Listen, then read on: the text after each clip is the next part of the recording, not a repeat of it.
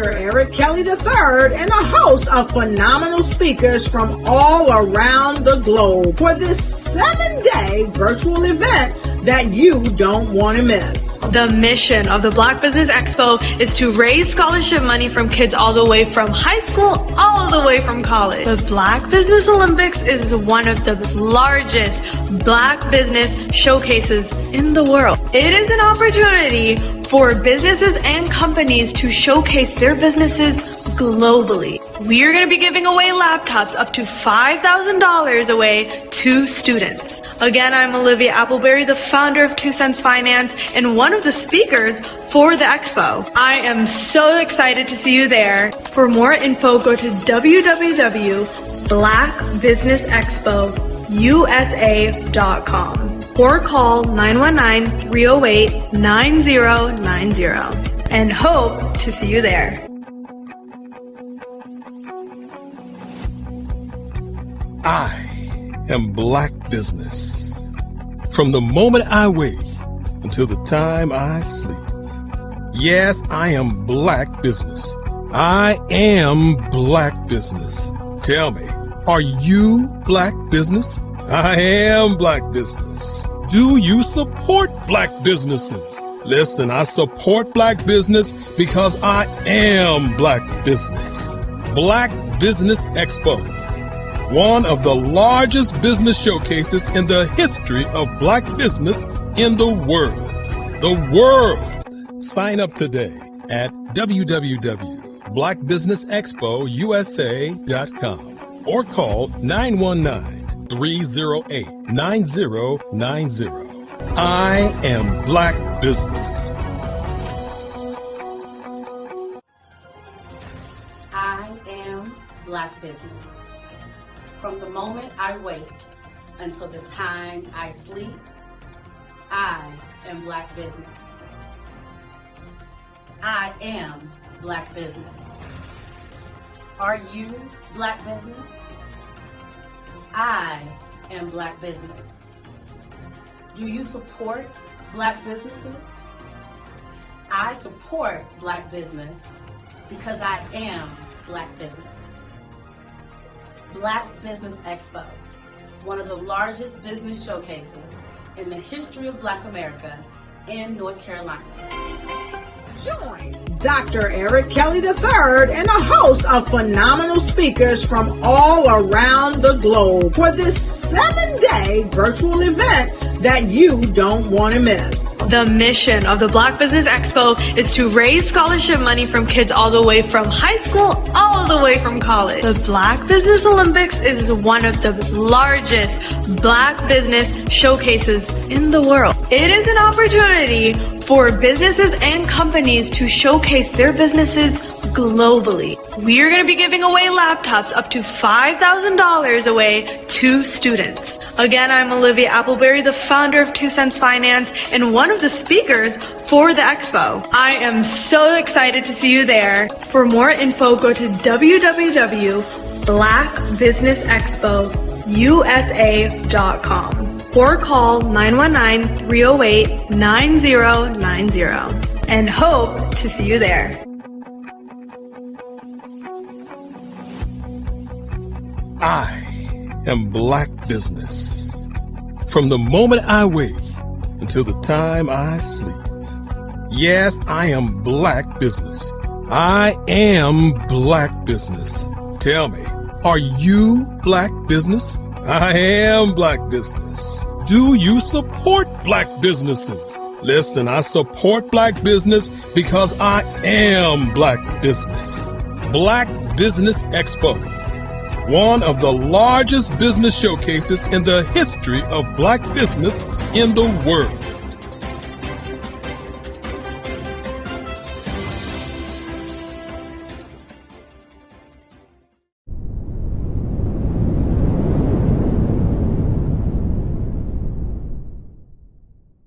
Phenomenal Tanya T. Wise, who is here from the great state of Maryland. Tanya, welcome and thank you for being with us today. Can you indulge our audience a little bit and tell them just a little bit more about who you are and what it is that you do? Well, I love being able to talk to people and have a magnetic attitude, being able to just show them. So I always like to say, level up is Coach at Tanya T.Y. is here. So can you tell our audience, just give them a teaser about what your presentation will be about? So my philosophy is that we should all be living our dream life. So tomorrow I'm going to talk about how you start living your dream life. What are some of the things that you thought about in your childhood that you just kind of let go and dormant? Wow. And I want to reignite that and just give you some pointers and some tips, some tools, some strategies to be able to start living your best life now. And guess what, Rhonda? And leave it inheritance for your legacy. Oh my goodness. Okay, I know that's resonating with a lot of people. I've heard that you have a dynamic coaching program. Can you tell us a little bit more about that? Absolutely. So our coaching program help people that have the lack of time, that lack strategies, and lack the confidence to go after their dream life. So we help them implement tools, we help them implement strategies, as well as give them resources so that they can live their best life now and leave that inheritance. Wow. Oh, I love that. I love the leave the inheritance part. Listen, you are dropping some major nuggets, and I know a lot of what you're saying is resonating with a lot of people, but I think we're all curious. How did you even make this transition into the speaking and coaching arena? What's the story behind this? So I started out in finance, and I realized that a lot of people don't necessarily go after their dream life because of the lack of finances or the education behind finances. But it wasn't until I lost my firstborn, my only son, that life changed for me. And where I was going after it all, living the corporate life, hit my 6-figure income and living in my dream house with my dream man, driving my dream car.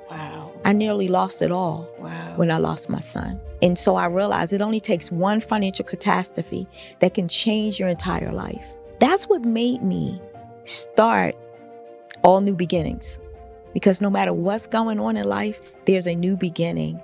And because of that, we develop a program called Wise Minded. My little slogan is, don't just dream it, let's live it. If they want to connect with you or work with you, what is the best ways for them to be able to do that?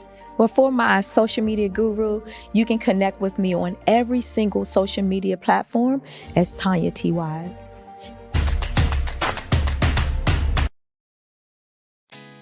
Did you know women represent just 3% of Fortune 500 CEOs and less than 15% of corporate executives at top companies worldwide? Have you wondered what the secrets are to getting into the top ranks, whether in the private or public sector? Do you want to figure out how to stop being held back in your career or passed over for promotion? Then you're in the right place. Hi, I'm Dr. Madeline Ann Lewis, President and CEO of the Executive Women's Success Institute. I have decades of experience in the military, the federal government, and corporate America. And my mission is to help women succeed and tap into their full potential. I want to reach 1 million+ women around the world to become the leaders they are meant to be. So if you want to move into a management or executive level position, or maybe you are a female veteran transitioning out of the military into business entrepreneurship, then reach out to the Executive Women's Success Institute at 301-693-3284. Let us get you on the fast track to success.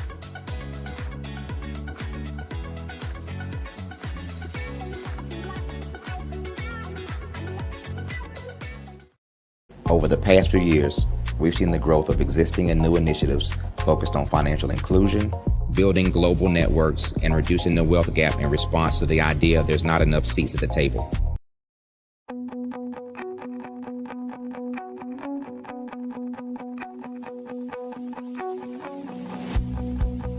Over the past few years, we've seen the growth of existing and new initiatives focused on financial inclusion, building global networks, and reducing the wealth gap in response to the idea there's not enough seats at the table.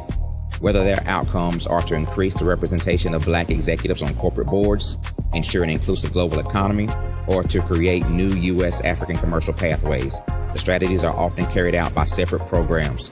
The question is, should they be? With the continent of Africa being home to more than half of the world's fastest growing economies, the youngest workforce, Over 400 companies generating more than $1 billion annually, 700 generating more than $500 million annually that are poised for growth, and being the destination of nearly $5 billion in venture capital in 2021. Diversifying U.S. and Africa commercial engagement by building bridges between African businesses and their U.S. diaspora should begin being seen as mutually beneficial. From helping to reduce Africa's enormous capital gap to catalyzing two-way trade opportunities, the COVID-19 global pandemic hopefully has taught us that global challenges and opportunities are more interconnected than we thought.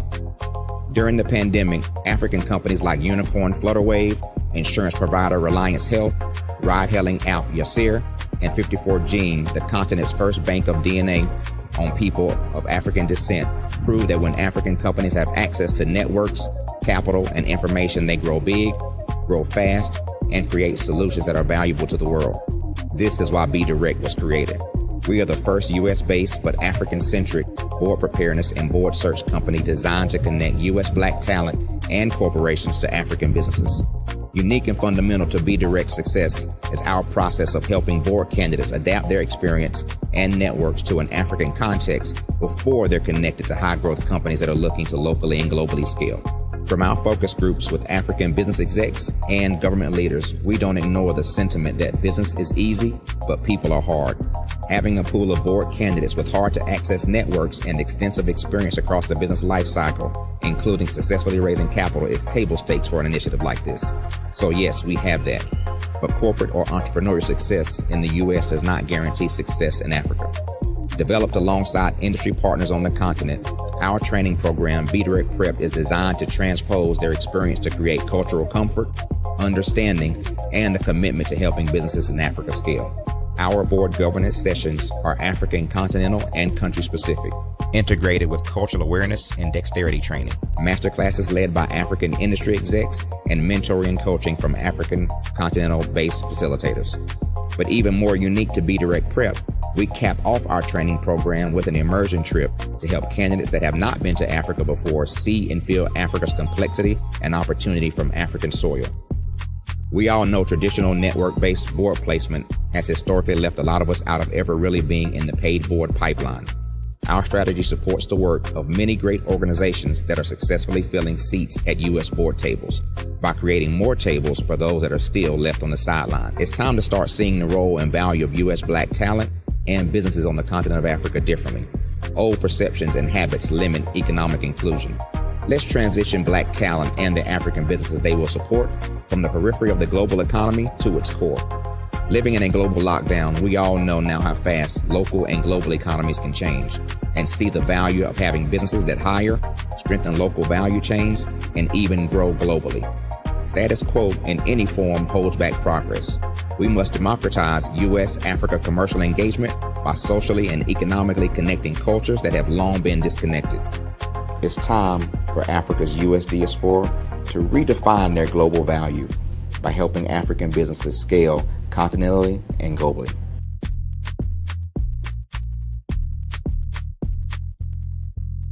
I was born in a little village on the island of Haiti. Many deadly diseases pounded me. It is as if they were on a mission to end my existence on this earth. I refused to give up. In 1983, I left Haiti and came to the United States of America. And I came with $5, 2 shirts. I didn't speak any English. I came to Atlanta. I got a job. I was a doorman. I was a doorman with a dream. What I used to come on stage. I'd rehearse this moment that I'm standing in front of you. That's the power of a dream. Maybe today is the day you begin acting as if you already have it. And then step out with full force. Take a risk. No condition is permanent. Don't let your situation distract you. You are chosen. You are called. You are born for a purpose in this life.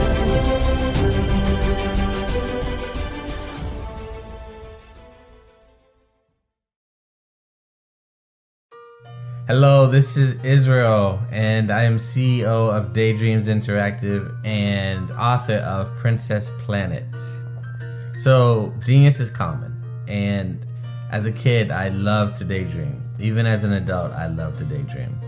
And when my daughter became 6 and loved princess characters, but we just could not find the diversity that showed her, we created our own characters. So, for instance, you have Princess Nulu right here. Princess Nulu is from Uganda, and her genius is that she loves to take care of animals. She can actually even listen and hear what they say. And then we have Princess Isabella right here. Princess Isabella, she's from Cuba, and her genius is biochemistry. One day she hopes to eliminate disease. Then we have Princess Nia right here, and Princess Nia is based off of my daughter, and she wants to be the greatest dancer alive. So that's her genius. So what's your genius? My genius is my imagination. Genius is common.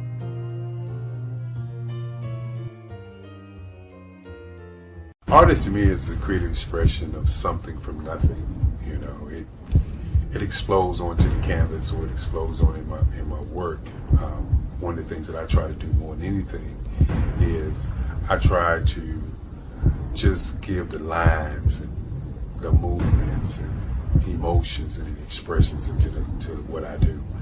Art really means to me a chance to express how I feel deep down inside. Most of my art begins as a thought that I might have, you know, whether it's sports, whether it's history, whether it's a woman or a man. It pretty much starts as an idea of thought before I get into the actual image of what I'm going to draw. I do a lot of historical pieces. I was a history minor in college, and I love to do history pieces. And a lot of times I'm thinking about history, and then I try to make that history impact you as you look at it. That's one of the reasons I do pictures so large. People ask me, why do I do the pictures so big? And I tell them, I want the piece to impact them as they're looking at it, to kind of dominate them, dominate their space. And most of my pieces I try to do off page. I don't try to do anything that's going to be in those four corners or in a square. And I want your imagination to be a part of the piece that you're looking at.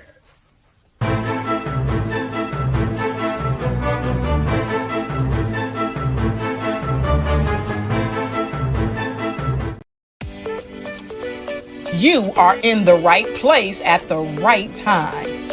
The Black Business Network opens again for its Black Business Olympics, a 24/7 broadcast on business, strategies, global branding, social media marketing, finance, advertisement, and much, much more. Featuring the top, most powerful entrepreneurs and speakers and thought leaders from all around the world as they gather together for this phenomenal event.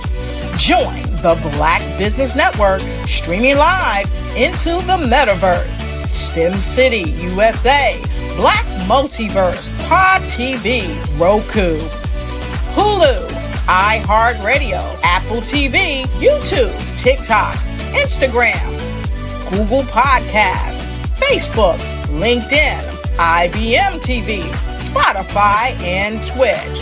Tune in today and be a part of this amazing movement.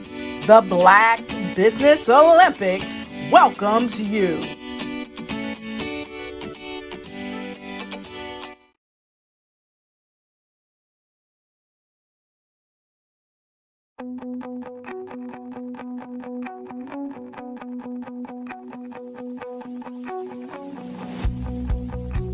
I am Black Business.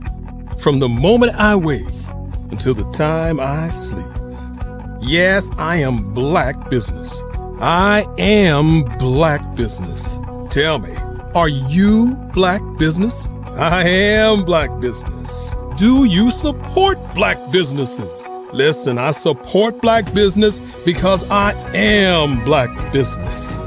Black Business Expo, one of the largest business showcases in the history of Black business in the world. The world!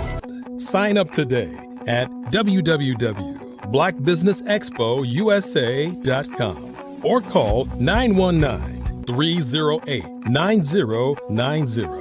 I am Black business.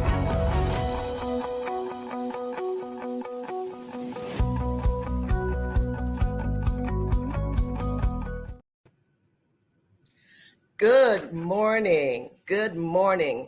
Business owners, entrepreneurs, thought leaders, and corporations.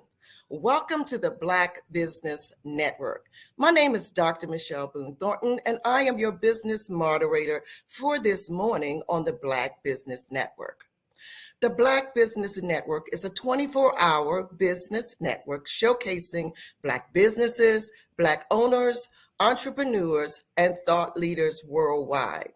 We have speakers from North Carolina, London, Singapore, Africa, and cities all over the United States.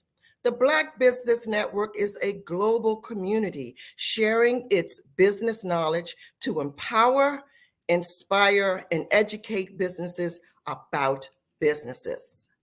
Our speaker this morning is none other than me, and I am going to tell you a little bit about what I do, my business, and how I approach several things. One of the things I do is helping people to establish emotional wellness.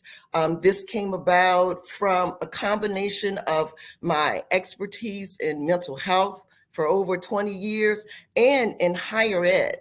So that gave me that teaching format in the knowledge of mental health and illnesses to put together. Today, I'm going to talk about my platform and masking emotions during the holidays. And I am a speaker, a conference person. I attend conferences and speak. I do radio retreats, international interviews, and I train employees, corporate and professional development all over the world. Emotional wellness is something that has to really be taken as serious as our physical health, because how we show up determines how we lead and how we create all sorts of things. And so when these things are blocked, and we start to mask real feelings, real true deficits that we feel we have, we mask everything, even our creative side. I have worked with children and families and adolescents for years, and I understand from all age group categories and developmental stages how masking starts and how we continue it and how society perpetuates it. So yes, that is my background from mental health. I am also a professor, a university professor. I taught in the field of human services for years, preparing students and others to just work with people. And working with people is different than selling cars or a product. People are unique and they have all types of different backgrounds that actually kind of play into who they are and what they do. So human services brings a big piece to this. I also am a professor in counseling ministries, and in both areas, I work to help prepare and teach students to work with people so that they can become all that God created them to be and achieve their highest level of functionality. And so that is a job that's not an easy one. And I take my hat off to all mental health providers and all professors, because you are really creating and molding the next leaders, the next generation of leaders. So my platform, Removing the Mask and Transforming Your Reality, I help people uncover hidden emotions and trauma, neglect, abuse, loss, hurt, pains. They are experiencing a lot of guilt in some areas, some self-doubt, some flaws. You don't want people to see your inequities or things that you feel are weaknesses, because society says, hey, we're strong, we can do it. We're expected to always be happy, to always be on. If not, something's wrong. And so I come to you to tell you that everybody has days where they're off. Everybody has days where they just don't feel like being even where they are, but they have to cope with that and then deal with the emotions underneath. So I help people transition from behaviors that keep them in emotional bondage to behaviors that help them release the unhealthy emotions. And at the end of my presentations, this presentation today, I will share information on how to connect with me. I'm on several other social media platforms. I do like a wellness check with people, a mini podcast, but we'll talk about that as we move forward. So and my goal is basically in this whole series, and I put together a workbook. I put together a companion journal, and then actually the book itself actually launches next week at a Transformational Writers Conference. But I use these tools to help people look at some things that they've had buried for years. And the goal is to help you understand that and to move forward and to understand that everybody masks, because everybody wants to seem happy. Everybody wants to seem in control, even when things are very much out of control. That is just the image we've been sometimes forced to portray, and so we've never really been taught to manage our emotions. We've always just been taught that we are to be happy and the goal is happy ever after. And, if you work hard, you do this, everything will be perfect. But that's not true. And one of the things that COVID-19 kind of showed us is the stuff underneath the mask, because we all collectively experience some level of trauma, either personally or vicariously. And so as a nation, we just all went through this whole mental health crisis because, there was loss, there was devastation, there was the unknowing, there was just a change from the normal reality. And for some people, change is really difficult and scary in and of itself. And this impacted the world simultaneously. And so now as we come to where we are in this season, we have to come to grips to some of the pain that we've been masking since COVID. And some of us have been masking it before COVID. We had some childhood trauma and things that we had not really addressed. So one of the things that I want everybody who I work with to deal with is those mask emotions. And for some of us, we wear a mask 24/7. Some of us can take it off at home. We can be ourselves. We can kind of let our hair down. We can do whatever we want to do. We don't have to worry about pleasing anybody else. But some of us still, when we come home, we still have to wear that mask at work, in our community, with our friends and colleagues and our family, because unfortunately, they only know the person that we portray outside of the mask. And I understand it. I get it. You wear a mask to kind of keep yourself protected. so that you're not really bombarded with all of the stress that's out there, all of the noise, all of the distractions. Sometimes we keep the mask on so that we really don't have to deal with loss, death, social injustice, social media, traffic, just this toxic political climate. We mask to stay safe, to keep ourselves safe. It is an honest dialogue that we need to start having with ourselves first.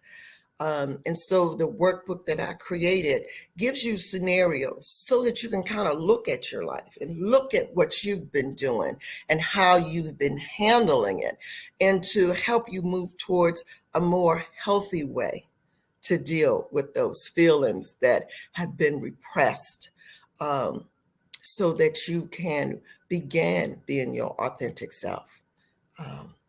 And I can remember just masking some of my own feelings, just going through life trying to be that wife, that perfect employee, that good friend, that sister, that person that supports everybody except me. And so when I started to unmask, people are like, what's wrong? Are you feeling okay?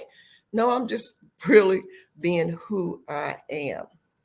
One of the things that we have to realize, especially as we approach this holiday season, is that we tend to mask on top of the stress that we start to feel during the holidays. We have memories of holidays, when we were younger, people who were there, who are not there now, things that have happened to us over the years. The holiday brings back a lot of things. We have to deal with some unresolved grief, some past trauma, stress, and excitement at the same time, and strained family relationships.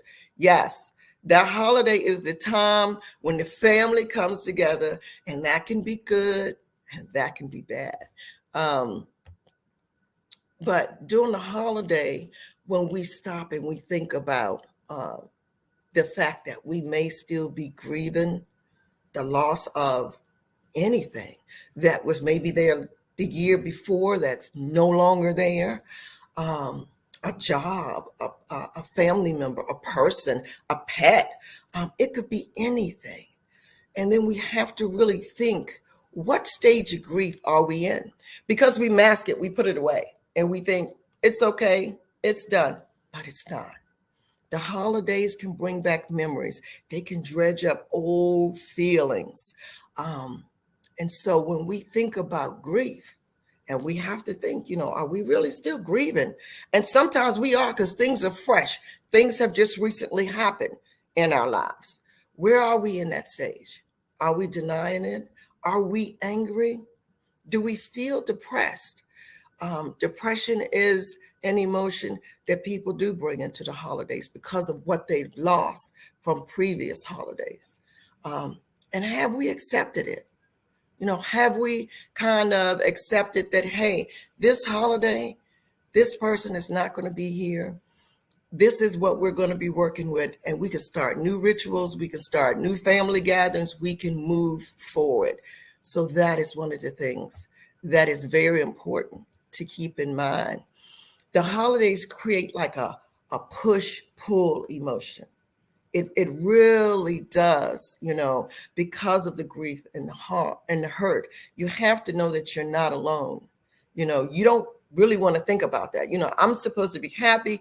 I put up the decorations. My house is beautiful. The tree is beautiful. Everything is beautiful, but I still feel this pain. But others suffer too. Everything can't be merry and bright, but peace and comfort still are attainable for you in the holidays. We have recently, with COVID, come through a high toll of loss, lots of loss, losses on top of losses. There's gun violence and there's suicide. It's happening every day. So these three dark forces really have altered the shape of many of our lives, as we approach these winter holidays. The grief we feel over people who are no longer there, and when we look at our table, it's very acute. When we look at the dinner table, who's there and who's not, it's real. So that's the push and the pull. The push to be merry and bright, and the pull of the grief and the loss. The stress from traumatic childhood is something that many of us still carry. We carry around. In my workshops, I do an exercise to help people kind of identify stress, self-imposed stress, and then there's the stress of trauma that we carry from childhood abuse and neglect. Grief, loss, physical, emotional, sexual abuse, intergenerational, cultural, and history trauma. Just trauma. Some of us have had some medical crisis, and they've created a trauma in our lives. We are no longer the people we feel we were because of it. And there's uncertainty, the wellness, the sickness, that type of thing. What course will this take? And so that is traumatic in itself. Some people have, people in the military who overseas, and we have wars in Gaza and Israel and everywhere. So this is just something that is in our environment, and we don't want to deal with it every day. In fact, we want to wake up and be happy and move forward and be grateful, and we should.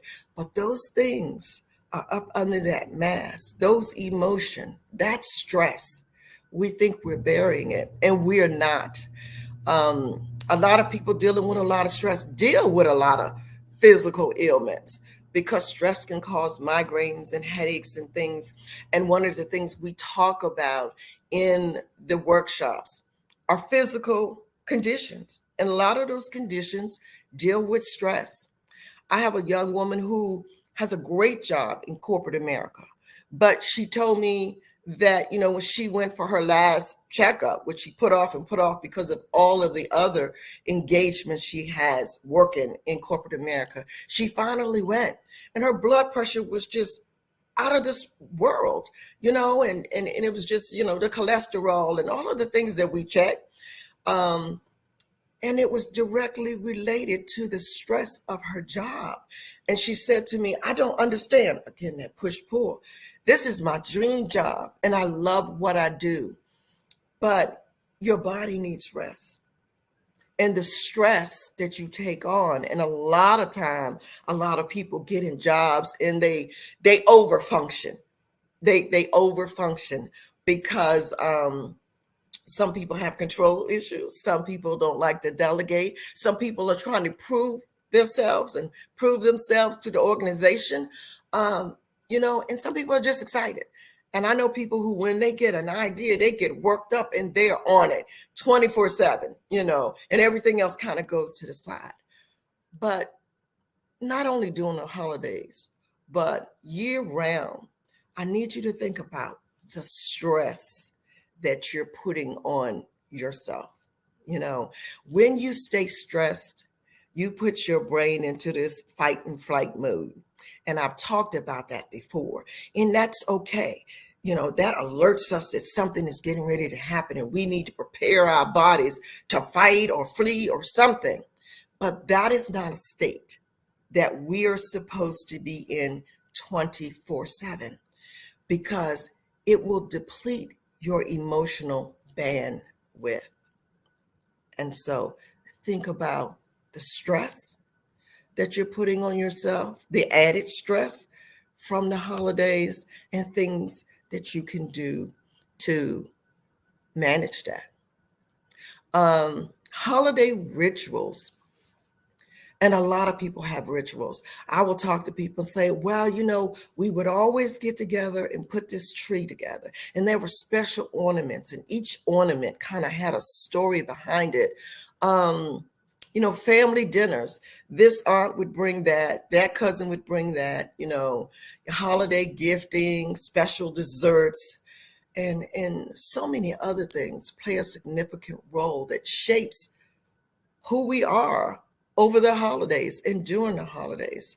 And when someone is missing, we recognize that. And that should be an opportunity just to celebrate that person, who they were and what they brought to it. And even though the initial ritual may be interrupted with the intense sadness and despair that we feel about people we lost, let's, get together and think about new ways, new rituals with the people we have, and then pass those things on, just pass them on with your children and your children's children. And so, yes, the holiday can be a great time.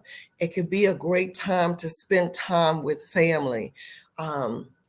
Technology is wonderful, but it can take us away from family. It puts that distance there. And holidays give us the opportunity for human connection. And we were created to connect with one another.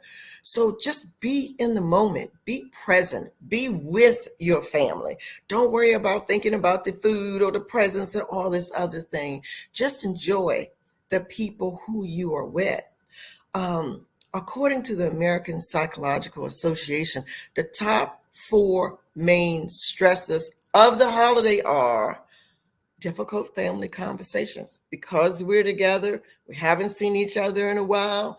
This might be time where we get some news, somebody's sick, somebody's ill, something has happened.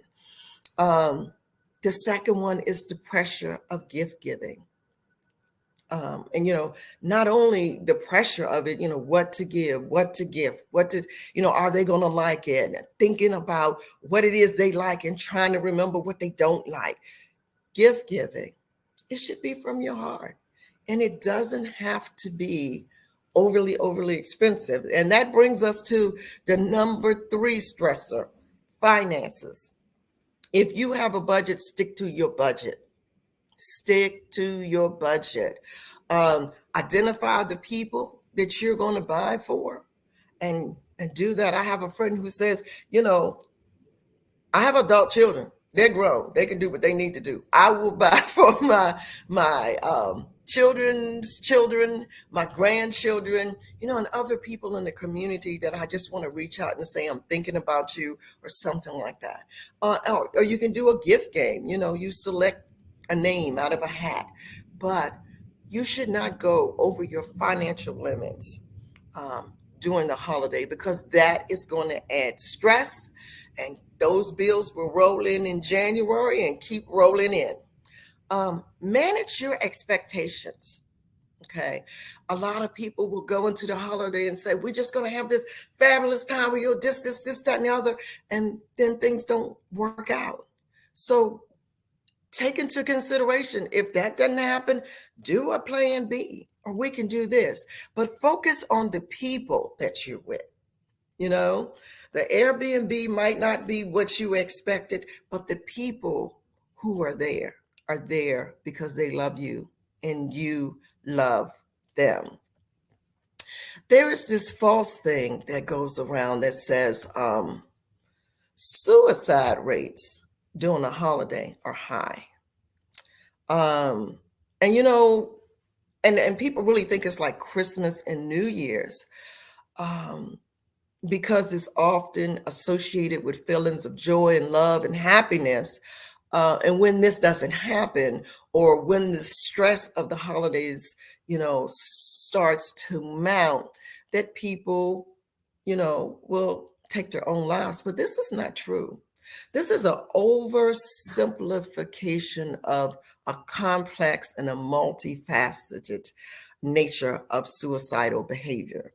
It's not true. This type of oversimplification can kind of just lead to people not getting the support that they should get. for those struggling with ideas of suicide, I absolutely say, hey, this can happen anytime, holiday or anytime, and seek that mental health support that you need. Contact a crisis line, deal with it on that level. Many factors can contribute to mental health conditions. It can be life events, stress. It could be anything. It's not just one time of the year. So keep that information in mind as you move forward. So I don't want to tell you all of this and say, oh, okay, she's my holiday. No, I want you to enjoy your holiday. And I'm going to give you some tips to cope with your grief, because we're all experiencing some level of grief. Allow yourself the space to acknowledge any losses that you've had, the despair or the hurt that you're feeling. Stop trying to mask it. Allow yourself to feel it.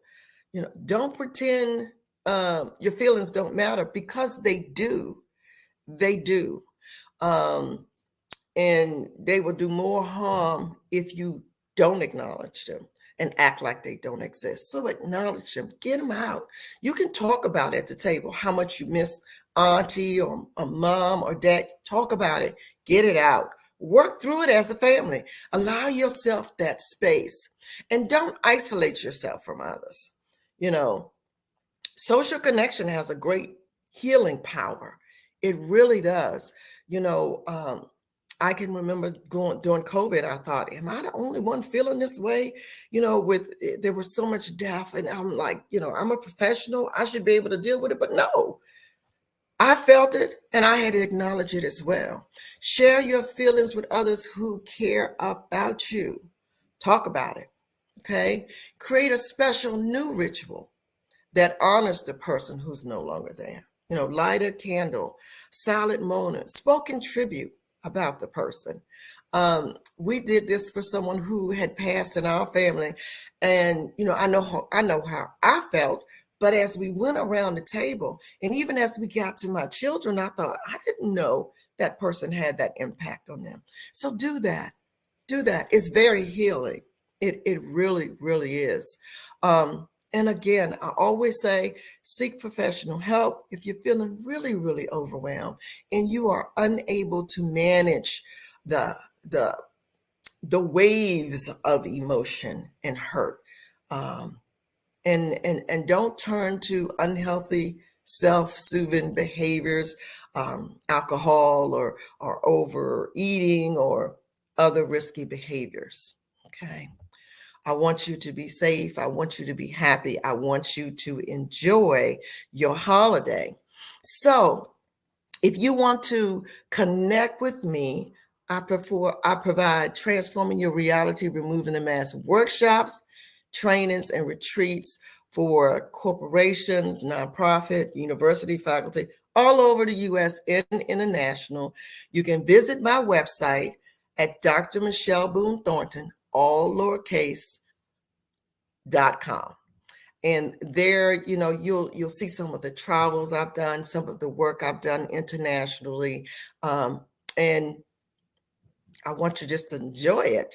I've got a lot of pictures, a lot of people that I've worked with. You can book me from my website and just learn more about emotional wellness. I share inspirational messages on LinkedIn, and you can connect with me there as the Unmasking Guru. And you can order my workbook, my book, and my companion journal on Amazon.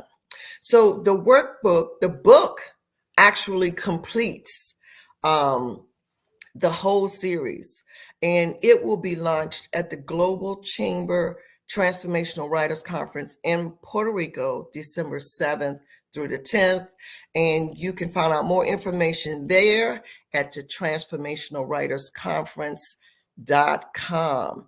And I hope that what I've shared with you, that you will be able to use as we move into this busy holiday season, keeping in mind your happiness and your wellness.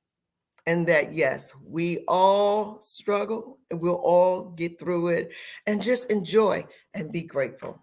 Thank you. I'm Dr. Michelle Boone Thornton, and I've enjoyed sharing with you this morning. Thank you, Dr. Michelle Boone Thornton. We appreciate this timely information at this time of the year. You know, many of us do suffer in silence and may not even realize that's what it is. It's the holidays. Absolutely, absolutely. Because we are just trying to like push through with the decorations and the gifts and all of the other things that happen in the food and cooking, we don't really pay attention to what's going on with us sometimes. And we just put it on the back burner. But don't do that. Don't do that. Take care of you. Please remind us where we can find you. Yes, you can reach me at drmichellebooneThornton.com, my website, or on LinkedIn under The Unmasking Guru. Genius is common, and I'll see you on the other side. Thank you. You're welcome. The Black Business Expo's mission is to raise funds for high school seniors going to college or K through 12 entrepreneurs. The expo is a fundraiser for students. You may go to www.blackbusinessexpousa.com to donate to the scholarship fund, or use the Cash App that's on the screen below, $, capital B, capital B, capital X, capital U, capital S, capital A. Our goal is to give laptops and up to $5,000 to 10 students. Students can register online at www.blackbusinessexpousa.com. Every dollar counts. So we want to remind you to donate to the scholarship fund. We want to thank our Black Business Expo USA sponsors for November 2023.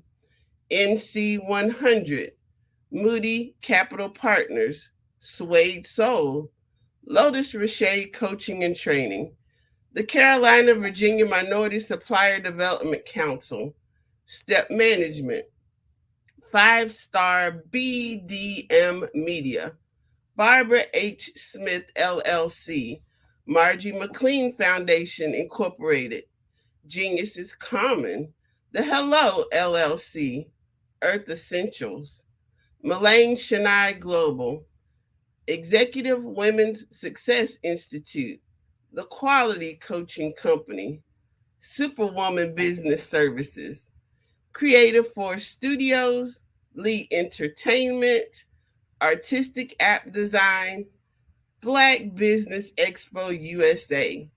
Genius is common, and I'll see you on the other side.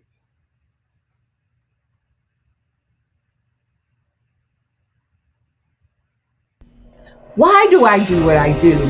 You know, my life coach asked me that a few years ago, and she said, Tony, what's your why? And I told her, and she said, girl, you've already accomplished that. Perhaps you need a new why. Hi, Tony Harris, Amy Hoydu with Say It Said Marketing, one of your students.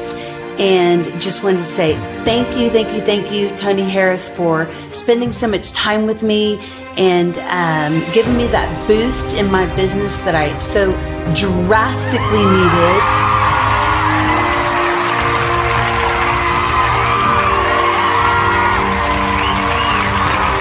My why is to touch, move, and inspire my clients to take drastic steps to be better than they were before they met me.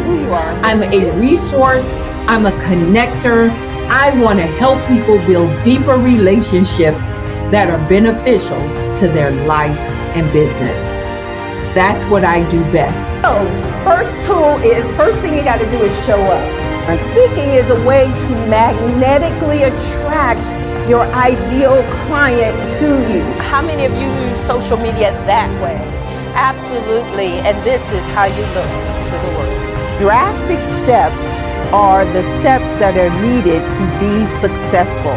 And my business is drastic denotes a mindset, getting out of your comfort zone, doing something that you don't necessarily feel comfortable doing, want to do, but you know it's a necessary step to be successful in your business.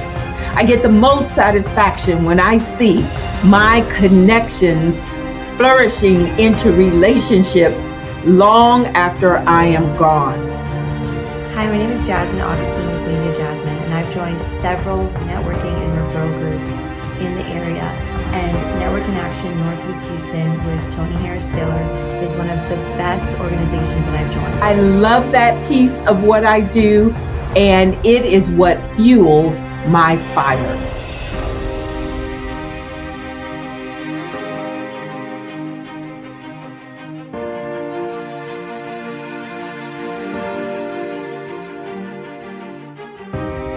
My name is Tony Harris Taylor, saying take a drastic step today for a fantastic tomorrow.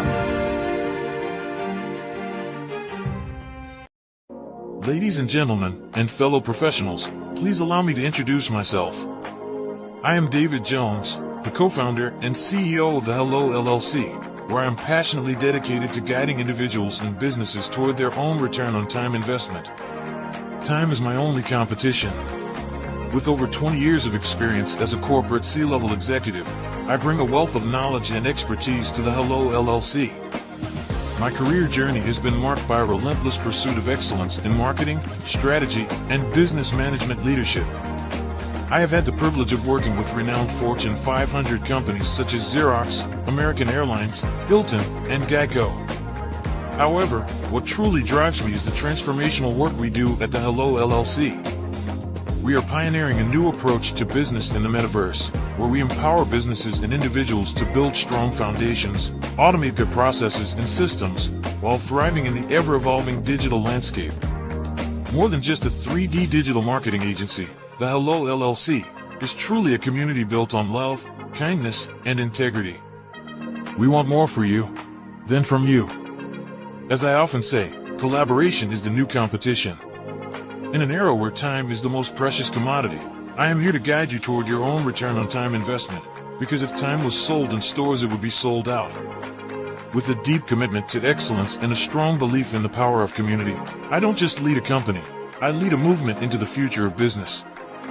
Ladies and gentlemen, it is both an honor and a pleasure to be your guide on this remarkable journey. I am David Jones, and together, we will embrace a future marked by success, collaboration, and the transformative work we do at the Hello LLC. Hello stands for helping everyone live life optimally. So, let's make that pivot together and start living life optimally today. Sometimes you got to hear the news from the Black perspective, and more specifically, Black publishers. And that's exactly why you have to download the HeyTie app, the largest mobile app delivering breaking news, videos, and podcasts from 200 of your favorite Black publishers. Yes, 200 Black publishers delivering news as it happens, literally all in one app. Go to HAYTI.com or download the app in the Google Play Store or Apple App Store. It's completely free, along with information that you can trust, so go check them out.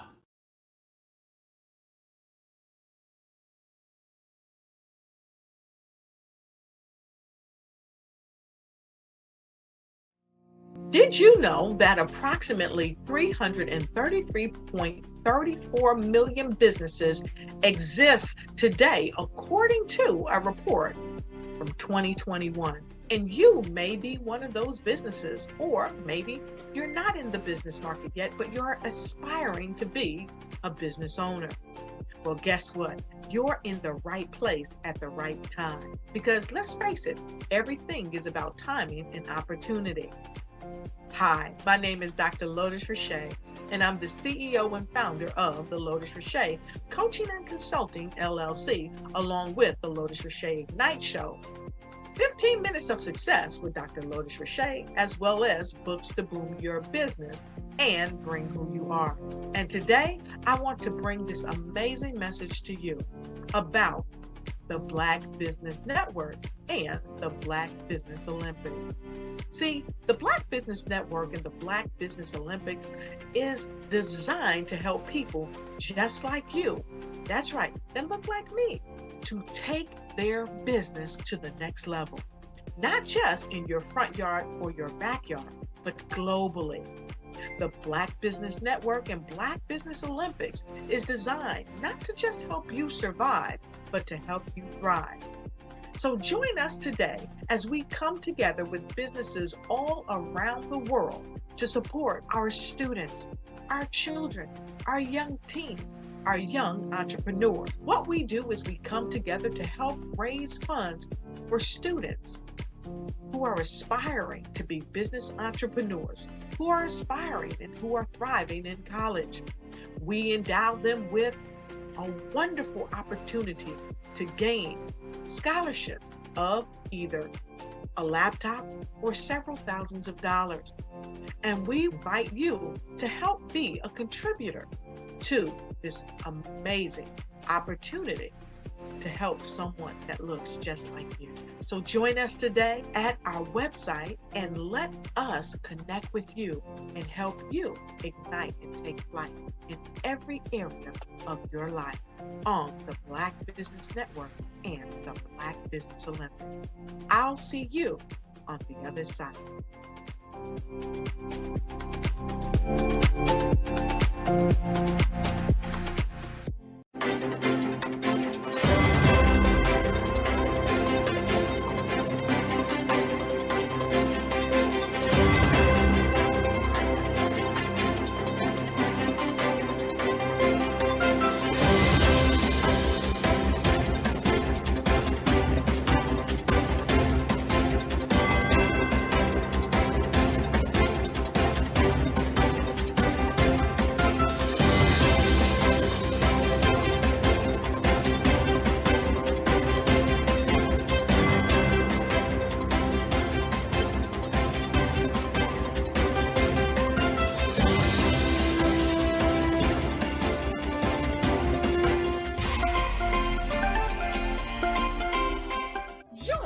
Dr. Eric Kelly III and a host of phenomenal speakers from all around the globe for this 7-day virtual event that you don't want to miss. The mission of the Black Business Expo is to raise scholarship money from kids all the way from high school all the way from college. The Black Business Olympics is one of the largest Black business showcases in the world. It is an opportunity for businesses and companies to showcase their businesses globally. We are going to be giving away laptops up to $5,000 away to students. Again, I'm Olivia Appleberry, the founder of 2 Cents Finance and one of the speakers for the expo. I am so excited to see you there. For more info, go to www.blackbusinessexpousa.com or call 919-308-9090 and hope to see you there.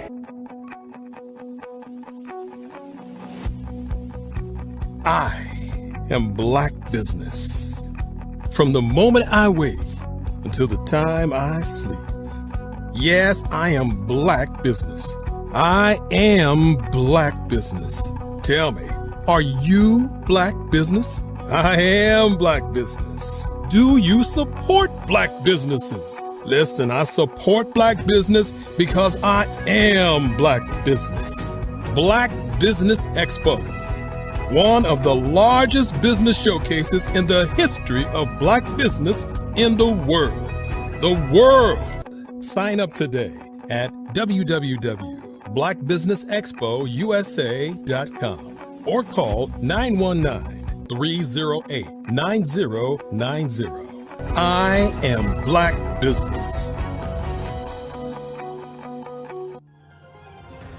I am Black Business. From the moment I wake until the time I sleep, I am Black Business.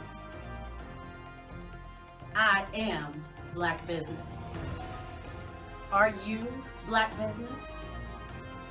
I am Black Business. Do you support Black businesses? I support Black business because I am Black Business. Black Business Expo, one of the largest business showcases in the history of Black America in North Carolina. Sign up today at www.blackbusinessexpousa.com or call 919-380-9090. I am Black Business. I am Black Business. From the moment I wake until the time I sleep, I am Black Business. I am Black Business. Are you Black Business? I am Black Business. Do you support Black businesses? I support Black business because I am Black Business. Black Business Expo, one of the largest business showcases in the history of Black America in North Carolina. Sign up today at www.blackbusinessexpousa.com or call 919-380-9090. I am Black Business. I am Black Business. From the moment I wake until the time I sleep, I am Black Business. I am Black Business. Are you Black Business? I am Black Business. Do you support Black businesses? I support Black business because I am Black Business. Black Business Expo, one of the largest business showcases in the history of Black America in North Carolina. Sign up today at www.blackbusinessexpousa.com or call 919-380-9090. I am Black Business.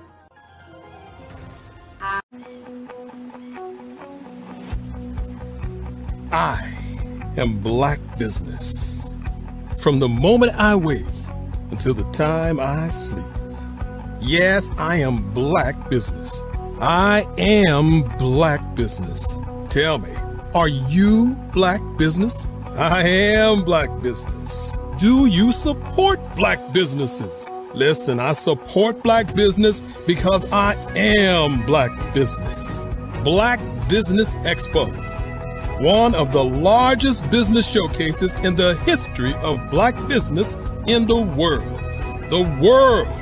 Sign up today at www.blackbusinessexpousa.com or call 919-308-9090.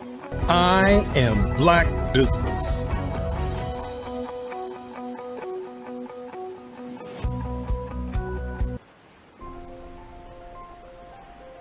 What if you could build your own city?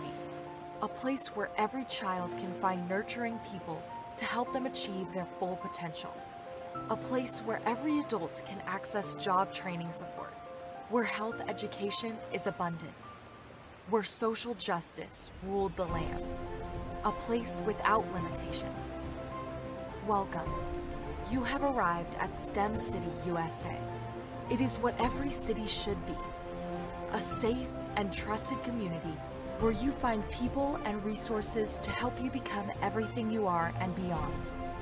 STEM City is unlike anything you have ever experienced. It is a digital twin of the world around you, only better. STEM City is about energy and soul renewal. It is more than a digital world. You can almost feel the power of live cultural events, music, and theater. STEM City promises a better future for children with caring mentors and hands-on activities with dedicated tutors to support our youth. STEM City is your passport to a healthy lifestyle with weekly events addressing our community's many issues. STEM City is your financial well-being with helpful information on wealth management, career advancement, job training, and so much more. STEM City is the community you deserve. It is the city where your dreams can come true. STEM City USA, a place in the sky that is accessible to all who reach for the stars.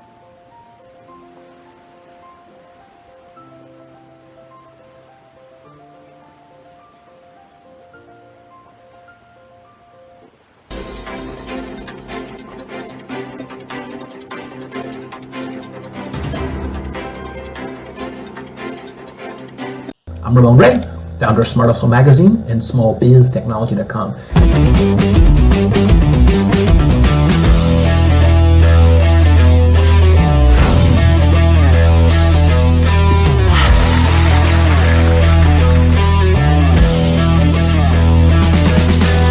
You're here today to celebrate small business success. Stand up on your feet.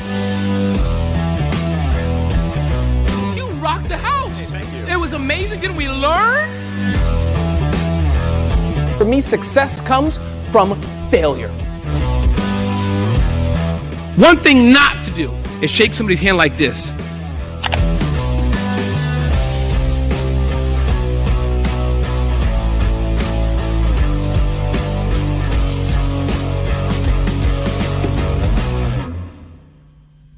I was born in a little village on the island of Haiti.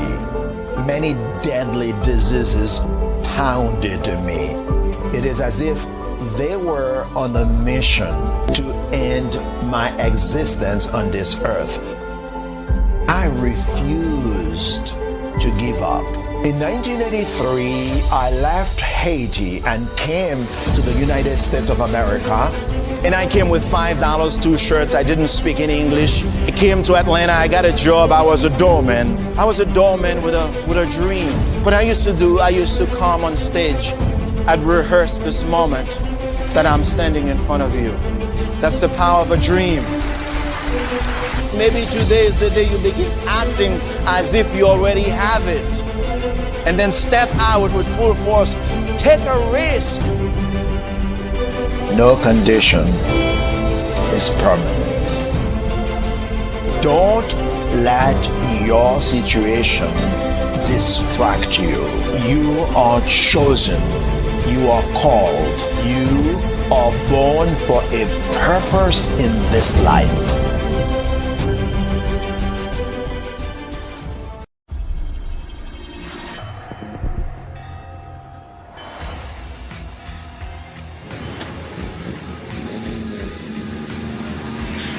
La connexion.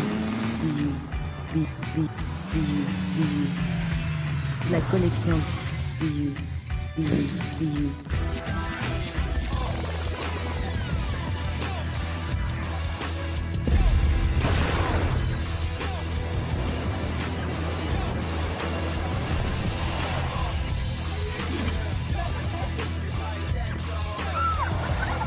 In a world obsessed with the cult of celebrity,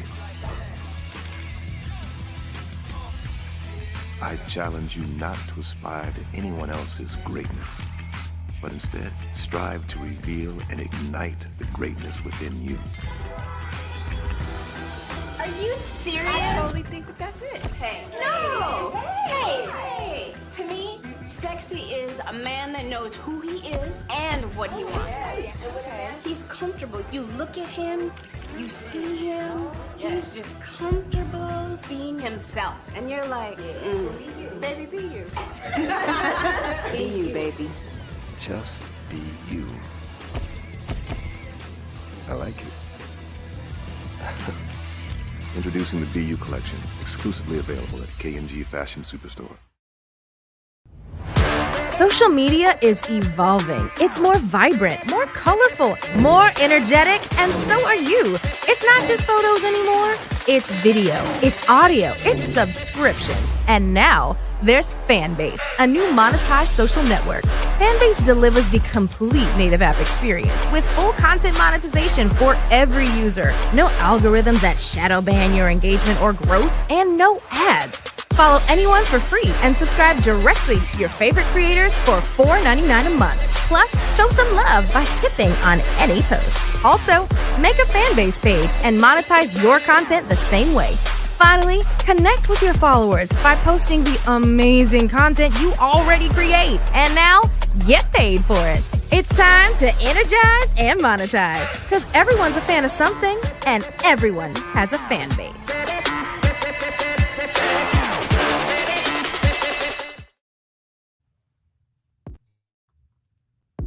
The Black Business Network and Black Business Olympics are essential platforms for Black business owners globally. They provide the tools and support you need to succeed in today's competitive marketplace. Join us today as we collaborate together with businesses from around the world to support our children, students, and young future entrepreneurs, Black businesses and corporations. We raise funds for students going to college and young entrepreneurs who are aspiring to be business owners, and we invite you to be a contributor today. Visit the website www.blackbusinessexpousa.com to connect with and learn more about how the Black Business Network and Black Business Olympics can help you not only share your amazing business story to businesses, but also serve future generations. Hello, my name is David Jones, CEO and co-founder of the Hello LLC, where we help businesses build a culture, brand and experience, and leverage technology to pivot into Web3. Join the Black Business Network streaming live into Roku, Metaverse, STEM City, Black Multiverse Enterprises, Hulu, YouTube, iHeartRadio, Apple, Facebook, LinkedIn, Spotify, Twitch, and Google Podcasts. Tune in, turn on, and let's thrive.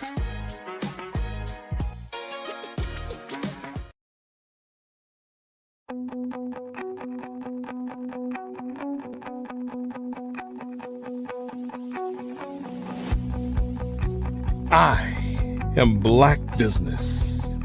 From the moment I wake until the time I sleep. Yes, I am Black Business.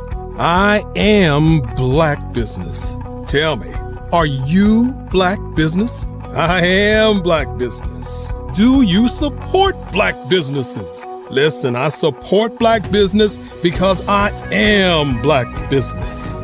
Black Business Expo, one of the largest business showcases in the history of Black business in the world. The world! Sign up today at www.blackbusinessexpousa.com or call 919-308-9090. I am Black Business.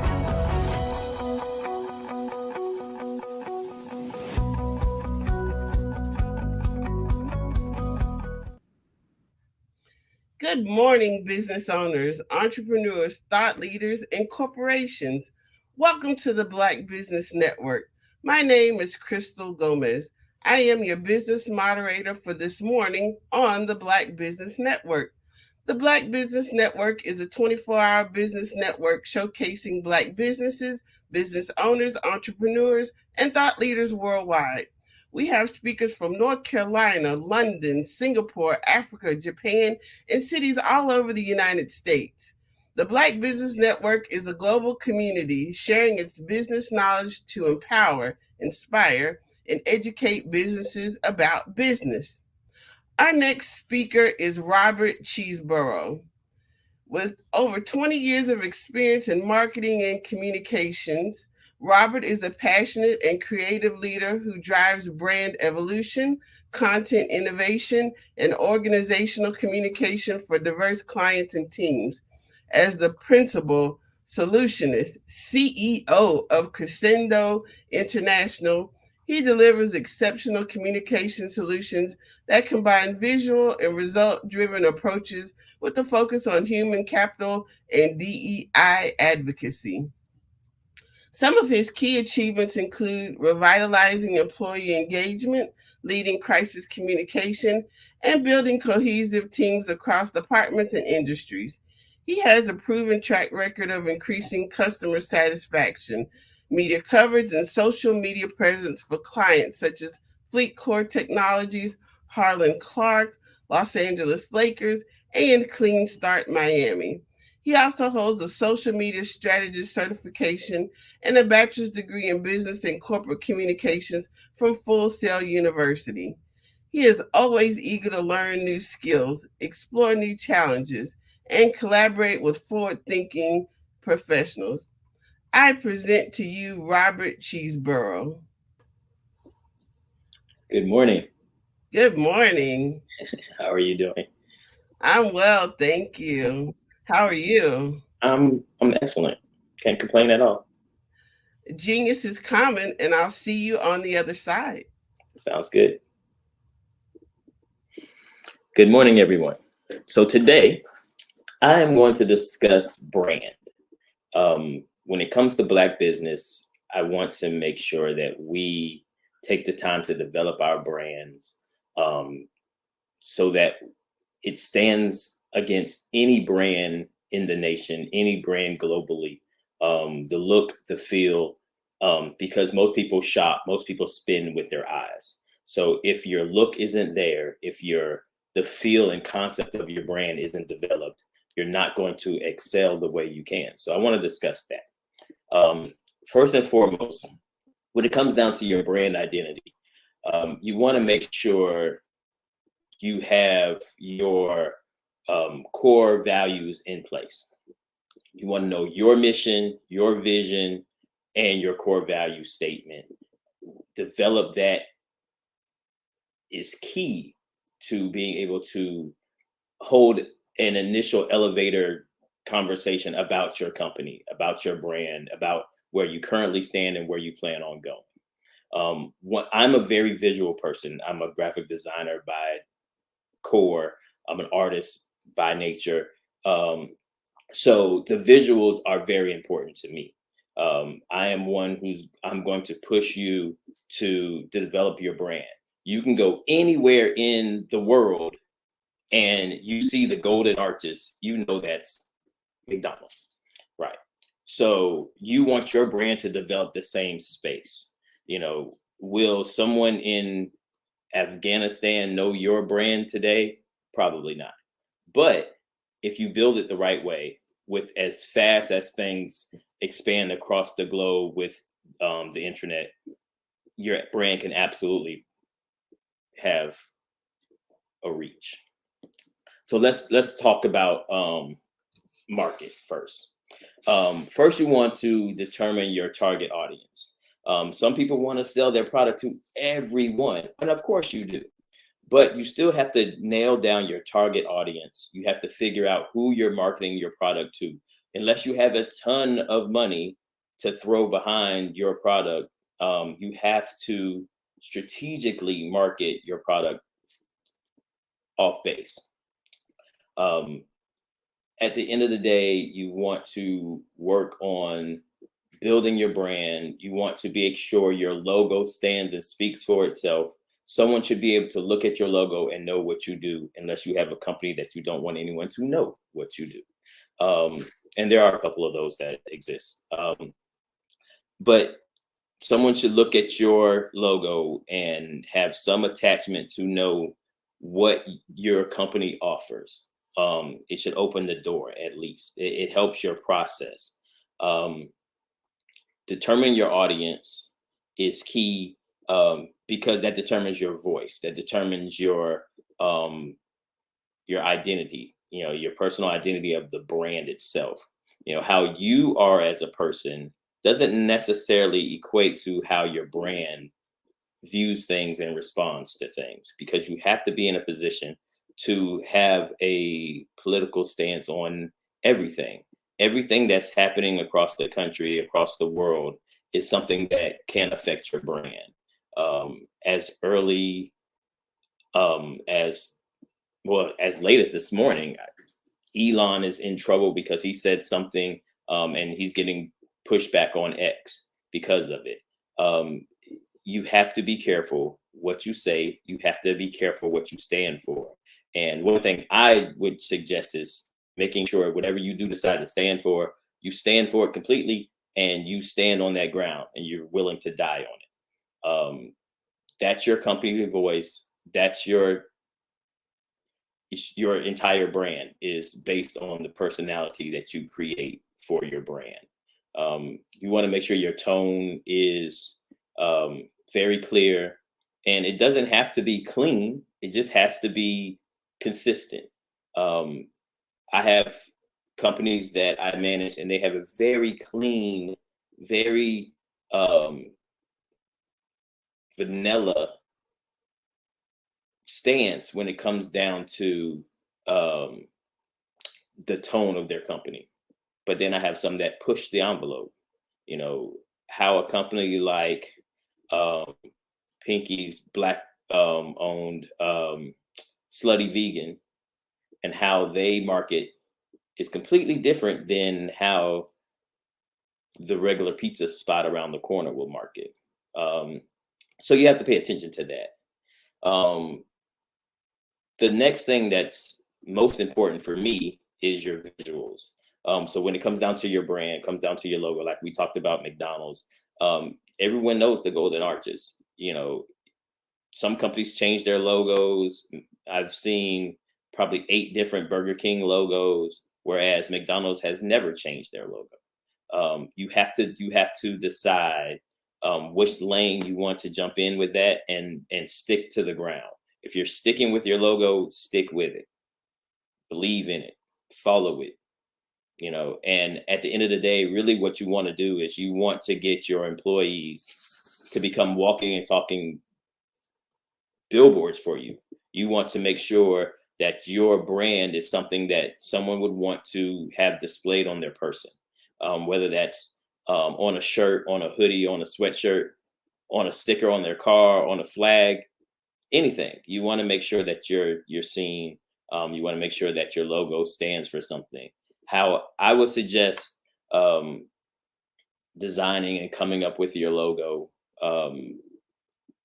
I personally still strive and still develop logos and brands off of the golf ball technique, which is once you create your logo, impose it over a golf ball, because how perfectly imperfect a golf ball is with the little dots and the little divots in it. If your logo can stand that and put on that arch and put on that ball and hold up and you can tell what it is, then your logo's in the right space. You want to make sure you dig into your color schemes, pay attention to it, because as you can tell, some companies use certain colors, some companies don't. Certain fields are big on different colors. One thing I've noticed recently is banking.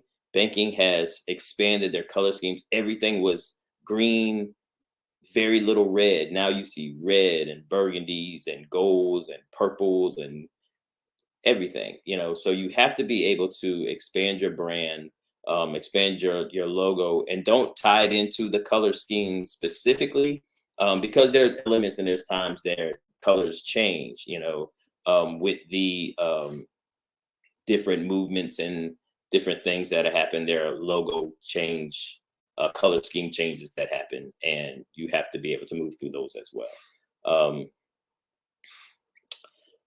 One key when it comes down to your brand, I really feel like I'm just rambling on, but hopefully this sticks with a lot of people when it comes to starting that new business that you have in your mind that you've been walking around with for the last, who knows, start your project. The only no that you can't overcome is the no from not asking. So start your project. But okay, back to the story here. So we talked about the visuals. We talked about your logo design. We talked about how you can create that. We talked about color and color scheme. Color is important, but I wouldn't overly attach to the color. We talked about the brand personality. We talked about the tone and voice of your company. And you have to also, again, go back to the tone of your company and your personal tone do not have to match. They just don't. You can stand for completely different, in a completely different space, for the business aspect of what you do. Let's see, we talked about market research, your audience. You know, determining your audience is key, and how to reach the said audience. Okay, now let's see. We talked about brand. We talked about your messaging. Let's go to marketing, obviously, right? So, of course, you want to pick which channels you utilize. You want to pick that based on the channels that your audience uses. If you have a product that is youth-based, you really want to go with a platform that's that targets them. You know, you won't. I wouldn't put a product that is made for teenagers on Facebook. Not anymore. It's not relevant to them. But like my kids love TikTok. My kids love Instagram. So if you have products that go and fall into that space, make sure that's where you're targeting your advertising. And then you want to plan out your content. You want to make sure you cover all of the major events. Obviously Christmas is coming up, so you want to make sure you target and focus on all of those. But you also want to hit the underlying events, smaller things. You want to touch local things. Do not step away from the local base. People knowing that you're from this area and you started this product, a lot of people will support you. You have to make sure you reach your target audience in your local space first. Content. You want to make sure you figure out what interests your audience. That way you can plan your content. But there's a space where you can also step outside of the normal. If you have a product that is targeted for males, then sometimes you might want to change your target and change your audience and change your marketing towards the females, solely because they can carry a message to the males for you. Doesn't quite work as well going back the other way, but these are the things that you really have to plan out when it comes down to your content for your social, for your marketing as a whole. As we know, marketing as a whole now contains social media. There is no marketing without social media. You have to put your energy and effort into building a solid content calendar, and knowing what you have to say, knowing what you need to say, knowing where it is vital for the growth of your company.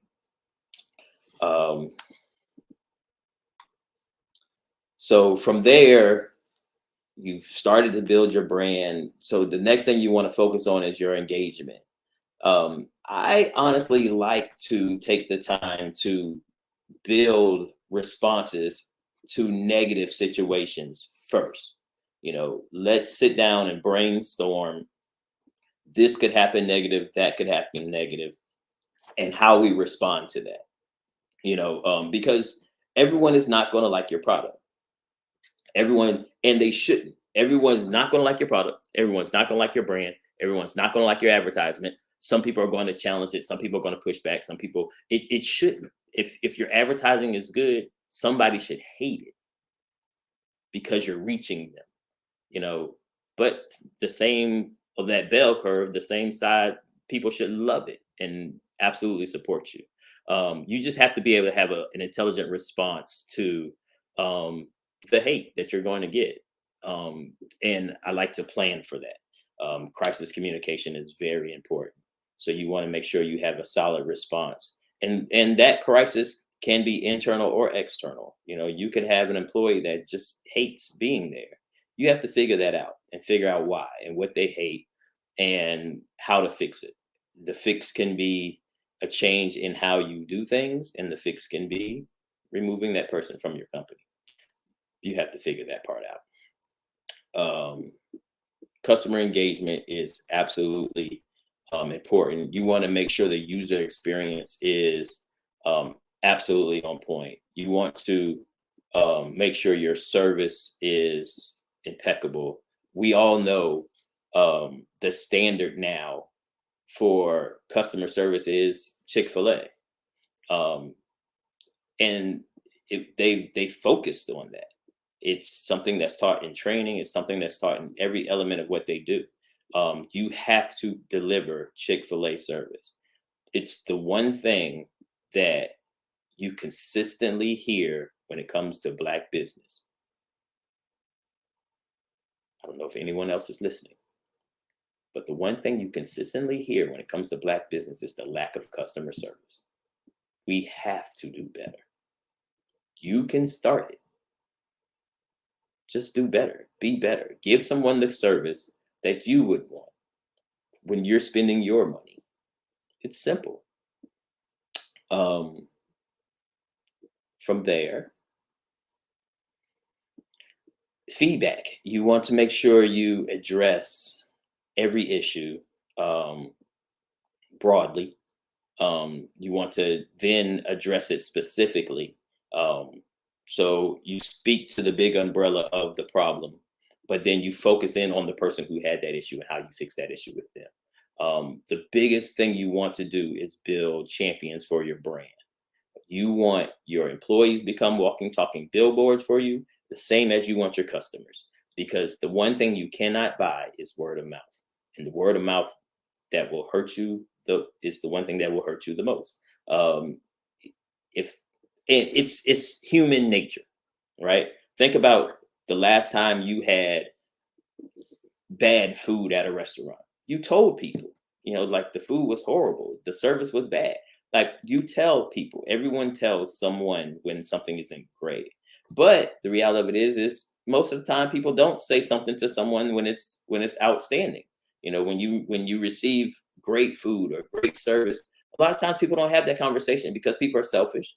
They don't want to share it with someone else, which is crazy, right? You want to make sure that the people who are enjoying your products, who are enjoying your service, are willing to speak about it. You have to incentivize them for that, whether that's giving percentages off or giving free gifts. I am a huge fan of giving away a t-shirt with your logo on it, because you never know. You never know. Someone may throw that t-shirt on to run around the corner to go to the store, and then someone else sees your brand, and that's all you can ask. So I am a very big proponent of making sure you spread your brand in that method. When it comes down to your feedback, you want to continuously improve your feedback. You want to make sure that you dive into issues, and you don't want to just leave it. You don't want to address it once, call yourself pseudo-satisfying the customer, and move on. Circle back, build a team or build a segment of your time where you respond, and then you follow back up later with a response and check on the customer, check on how their interaction with your business moved from where they were. If they purchased something else, if you can incentivize them to come back. Those are all very key elements to the growth of your business, the growth of your brand.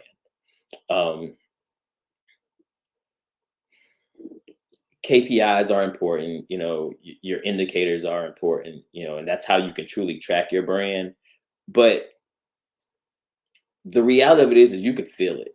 You can feel when it's moving the right way. You can feel when someone comes and asks you for the t-shirt, or you don't have to force your brand on someone. They're looking for your brand. That's the space you want to be in. And then outside of that, you want to just regularly do reviews, analysis, and make sure you're moving in the right direction when it comes down to your brand. Outside of that, you want to continue to make adaptations and make changes. Adjust your marketing. Some things work, some things don't. Some things work based on the timing. And you have to determine, if you put out a project, put out a marketing campaign and it doesn't take off, is it timing based? You were in the wrong space when you launched that, or is it the product itself, or is it just the marketing that you used? Be willing to make the adjustments, be willing to make the changes. Don't hesitate on the adjustments, because the faster you adjust, the faster you can fix it. Just and build solid brands, everyone. There is so much space with the growth of artificial intelligence. There's so many roles that are going to be gone in the next 10, 20 years that are going to be completely computer automated. So now is the time. If you have in your mind that you want to start a project, you want to start a company, you want to offer a service, you want to, whatever it is. And I am a proponent of all Black business. I don't care if your business is house cleaning, to lawn service, to graphic design and web building, to comms, whatever it is, start it. Start now. Like, you actually should have started yesterday. You should have started hearing this. But start now. Like, start now. Contact me. Contact the Black Business Network. We're here to help. We're here to help you grow. We want you to be excellent at what you do. So ask for help. I think that's one of the biggest elements when it comes down to brand that we won't do. I don't get it. Why not ask somebody for assistance? Most people are here to help you. Yes, there are times when people are too busy. There's times where people have so much going on in their lives that they can't. But be willing to assist someone first, but then also be willing to ask for the help that you need too. It's key. So let me run back through kind of what we talked about here. So when it comes down to building your brand, first you want to define your core. Define your core values, your mission statement, and your vision.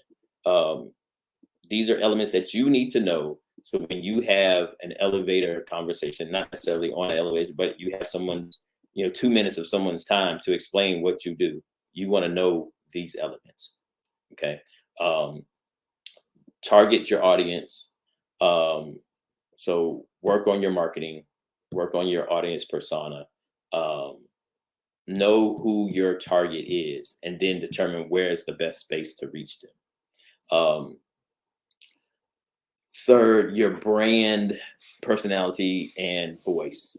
Determine your brand voice. Determine the tone of voice for your company. And understand that there's space where you have to take your personal tone out of the business. Visual elements are next. We talked about, I'm huge on visuals again. So make sure your logo is amazing. Make sure your logo stands for and tells what you do, and work on your byline, work on what your company does, build your color schemes out, understand the font selections that you use. Key. Those are key to your brand as a whole. Your storytelling. You want to make sure you take the time to narrate your brand. A lot of that I do through social media now, when I have the opportunities for companies. But you want to make sure your story is compelling, and you want to discuss all of the elements. A great place to see that, Shark Tank.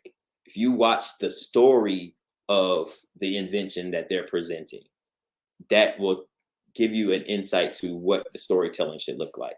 And placing that on your social, placing that on your website is key, because people are interested.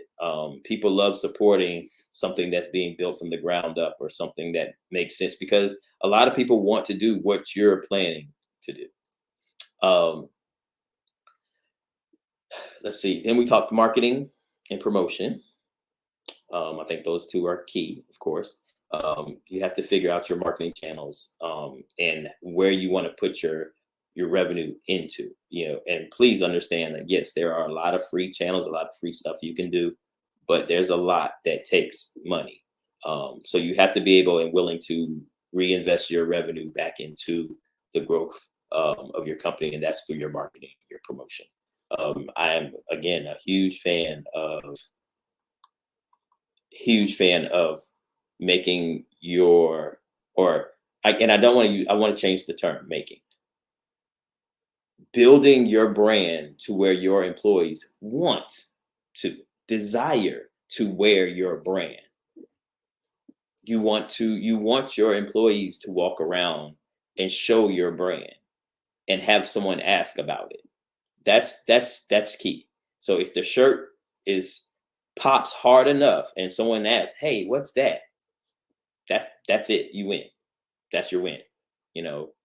The great piece now is it's easy to give someone the information. Here, scan this QR code. That'll open up this and show you exactly what we're talking about. So make sure you implement that and use that in your process.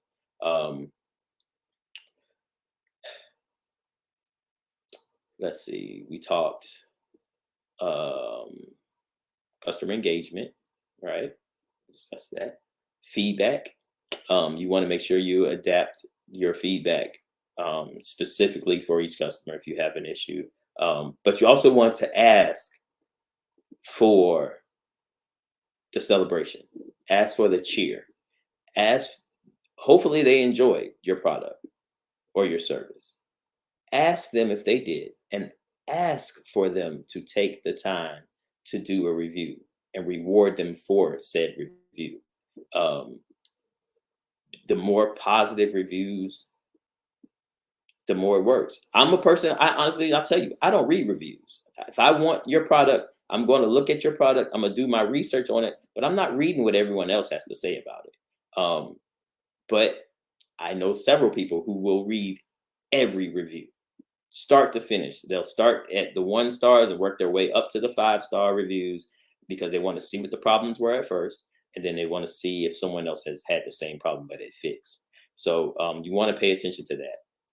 And then your performance measurements.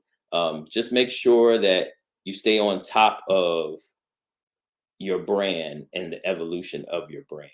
You want to make sure that you continue to grow and you don't just become stagnant and happy with where you were because it changes. And in a heartbeat, someone can come with something similar, or someone can come with a competition piece and beat you and take your client base. You want to make sure you hold on to your market share.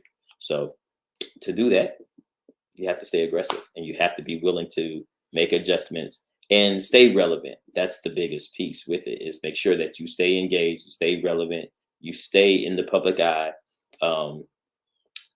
and give some of what you do to help someone else expand their space. It's what I try my best to do.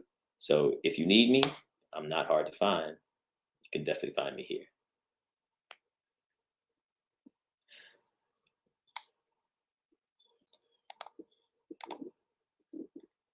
So what I'd like to do is open up for ways to be contacted. The easiest space is email. It's rcheeseboro@gmail.com. Yes, I use Gmail still. I'm a very big Gmail fan. rcheeseboro@gmail.com. My company is Crescendo International. Our website is forcrescendo.com. You can contact me there as well. If you have any questions, any problems, any issues, especially when it comes to brand, hit me up. I'll be happy to help.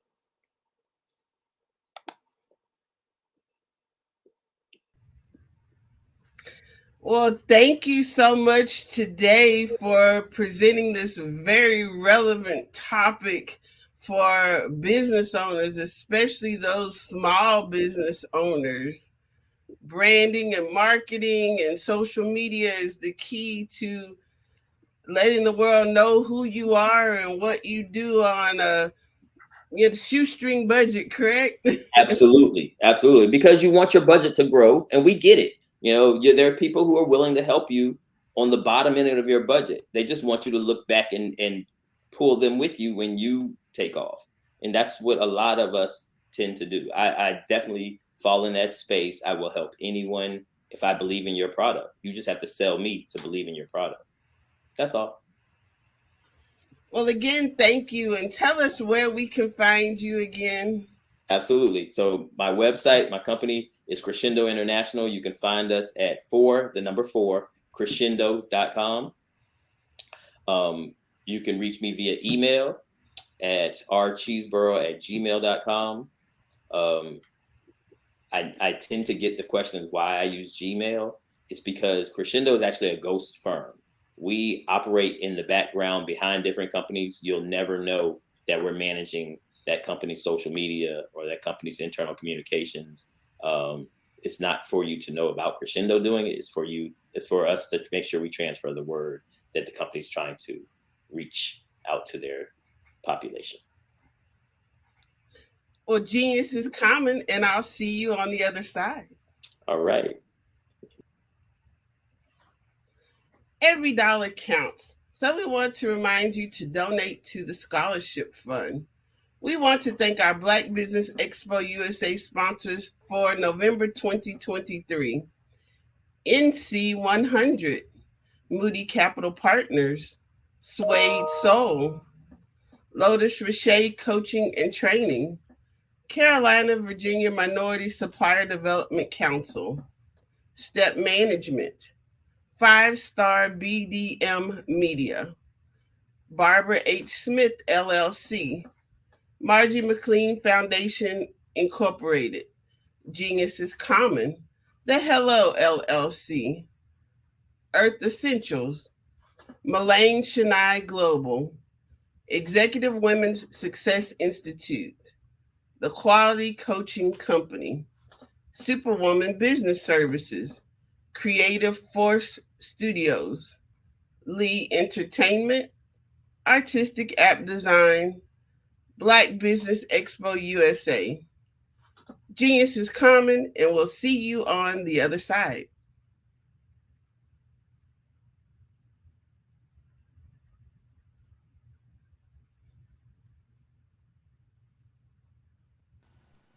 Hello, my name is Kiasi Helm and I'm 14 years old. I think my genius would probably have to be setting goals and achieving them. I say this because ever since I was young, I always wanted to be an author, and at age 11 I ended up achieving this. But not only did I end up becoming an author, I ended up becoming a public speaker, a publisher, a business owner, all these great things. The name of my business is Written by Kids Publishing Company. I decided to start this company because I thought it was important for me to help kids my age express themselves through literacy and just achieve their own goals. Because to me, achieving goals is the best thing in the world to feel. It's you just achieving things and aspirations that you set for yourself. And I know that everybody is capable of this because even if you don't end up achieving the goal, you still tried your best, and that's the most important thing. And everybody is capable of this because genius is common. Thank you. Hello, this is Israel, and I am CEO of Daydreams Interactive and author of Princess Planet. So, genius is common, and as a kid, I love to daydream. Even as an adult, I love to daydream. And when my daughter became 6 and loved princess characters, but we just could not find the diversity that showed her, we created our own characters. So, for instance, you have Princess Nulu right here. Princess Nulu is from Uganda, and her genius is that she loves to take care of animals. She can actually even listen and hear what they say. And then we have Princess Isabella right here. Princess Isabella, she's from Cuba, and her genius is biochemistry. One day she hopes to eliminate disease. Then we have Princess Nia right here, and Princess Nia is based off of my daughter, and she wants to be the greatest dancer alive. So that's her genius. So what's your genius? My genius is my imagination. Genius is common. Hey guys, my name is Caden. I'm the CEO of Caden Teaches, and my genius is teaching kids about financial literacy. Throughout my financial products, such as my financial flashcards, my activity book, and my newest project, my financial bus, which I bought. And on the bus, it has a mock bank where kids will learn how to deposit and withdraw money, a mock grocery store where kids will be able to learn how to have a family budget, and a mock stock exchange where kids will even be able to learn how to invest in stocks. Now, I decided to start teaching kids about financial literacy because I find that most kids graduate high school without even knowing the basics about financial literacy. And I feel if I were to teach kids about financial literacy, that I would be able to help kids tap into their genius.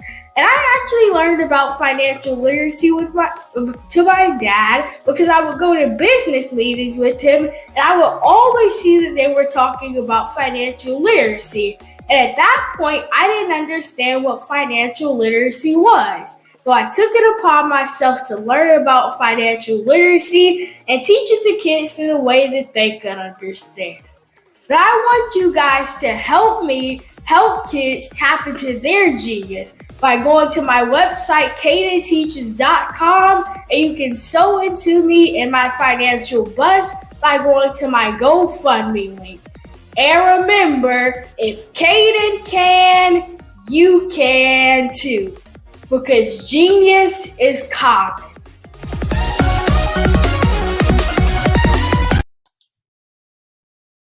Hi, I'm Barbara Smith. Genius is common.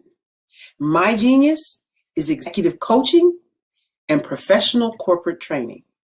As the master executive coach and corporate training ambassador for the Genius is Common movement, I help business owners craft their stories in such a way that you know exactly what they do, what they have, and what they bring to the table.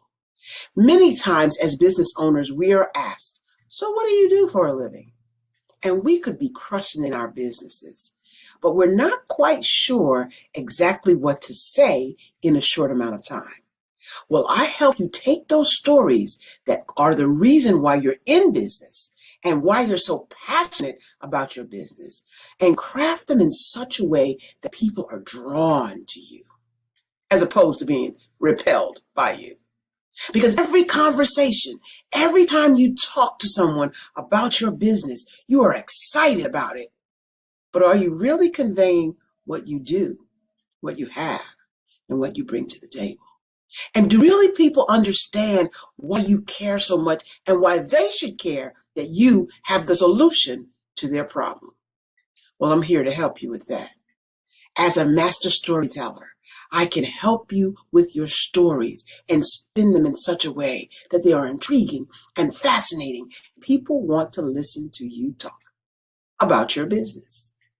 That's why at the Genius is Common movement, I am the master executive coach and professional training ambassador. That's my genius. And genius?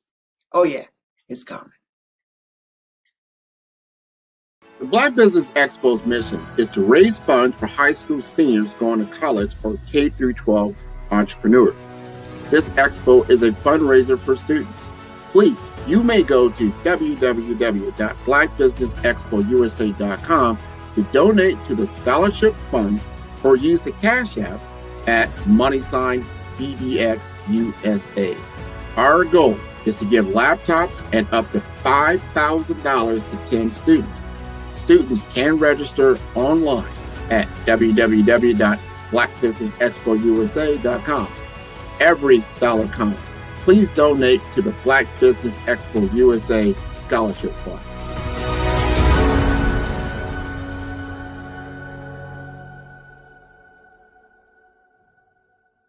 Follow the Brand TV broadcast host, Grant McGaugh, as he visits with top executives and entrepreneurs to find out their secrets of success with their personal brand. Follow the Brand TV broadcast host as he focuses on brand development to build better relationships, bring value to your business, relationships, and career. You will enjoy listening to each episode that is tailored to speak to you directly. If you're looking for this type of clarity in terms of building your brand, you have tuned into the right station.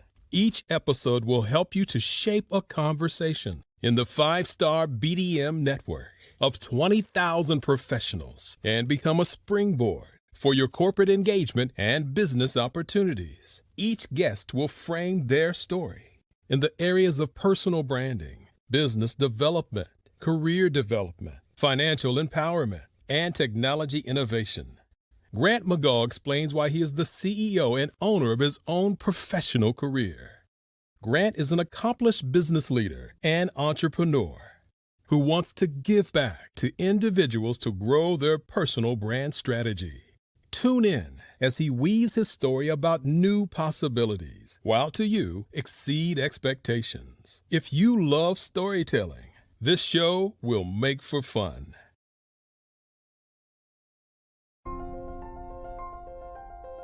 What if you could build your own city? A place where every child can find nurturing people to help them achieve their full potential. A place where every adult can access job training support. Where health education is abundant. Where social justice ruled the land. A place without limitations. Welcome. You have arrived at STEM City USA. It is what every city should be. A safe and trusted community where you find people and resources to help you become everything you are and beyond. STEM City is unlike anything you have ever experienced. It is a digital twin of the world around you, only better. STEM City is about energy and soul renewal. It is more than a digital world. You can almost feel the power of live cultural events, music, and theater. STEM City promises a better future for children with caring mentors and hands-on activities with dedicated tutors to support our youth. STEM City is your passport to a healthy lifestyle with weekly events addressing our community's many issues. STEM City is your financial well-being with helpful information on wealth management, career advancement, job training, and so much more. STEM City is the community you deserve. It is the city where your dreams can come true. STEM City USA, a place in the sky that is accessible to all who reach for the stars.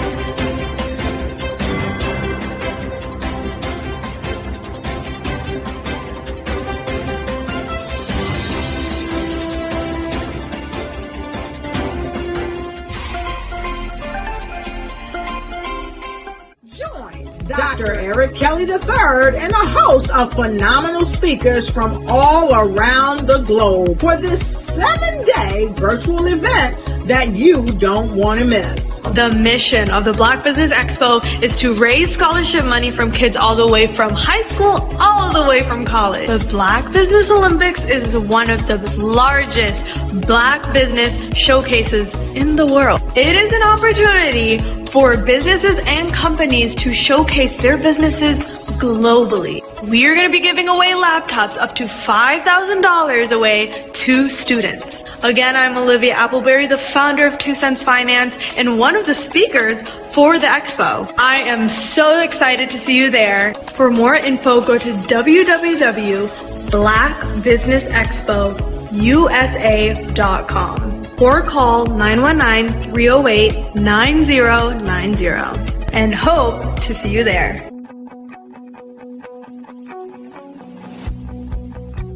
I am Black Business. From the moment I wake until the time I sleep. Yes, I am Black Business. I am Black Business. Tell me, are you Black Business? I am Black Business. Do you support Black businesses?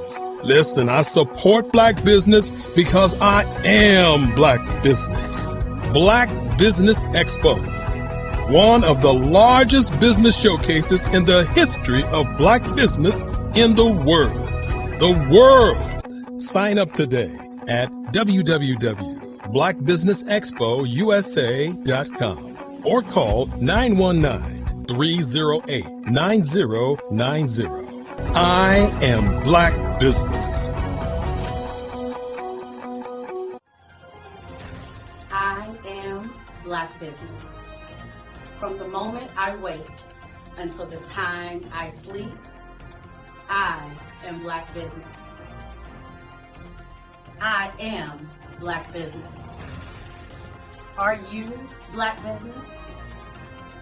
I am Black business. Do you support Black businesses? I support Black business because I am Black business. Black Business Expo, one of the largest business showcases in the history of Black America in North Carolina. Join Dr. Eric Kelly III and a host of phenomenal speakers from all around the globe for this 7-day virtual event that you don't want to miss. The mission of the Black Business Expo is to raise scholarship money from kids all the way from high school all the way from college. The Black Business Olympics is one of the largest Black business showcases in the world. It is an opportunity for businesses and companies to showcase their businesses globally. We are going to be giving away laptops up to $5,000 away to students. Again, I'm Olivia Appleberry, the founder of 2 Cents Finance and one of the speakers for the expo. I am so excited to see you there. For more info, go to www.blackbusinessexpousa.com or call 919-308-9090 and hope to see you there. I am Black business. From the moment I wake until the time I sleep. Yes, I am Black business. I am Black business. Tell me, are you Black business? I am Black business. Do you support Black businesses? Listen, I support Black business because I am Black business. Black Business Expo, one of the largest business showcases in the history of Black business in the world.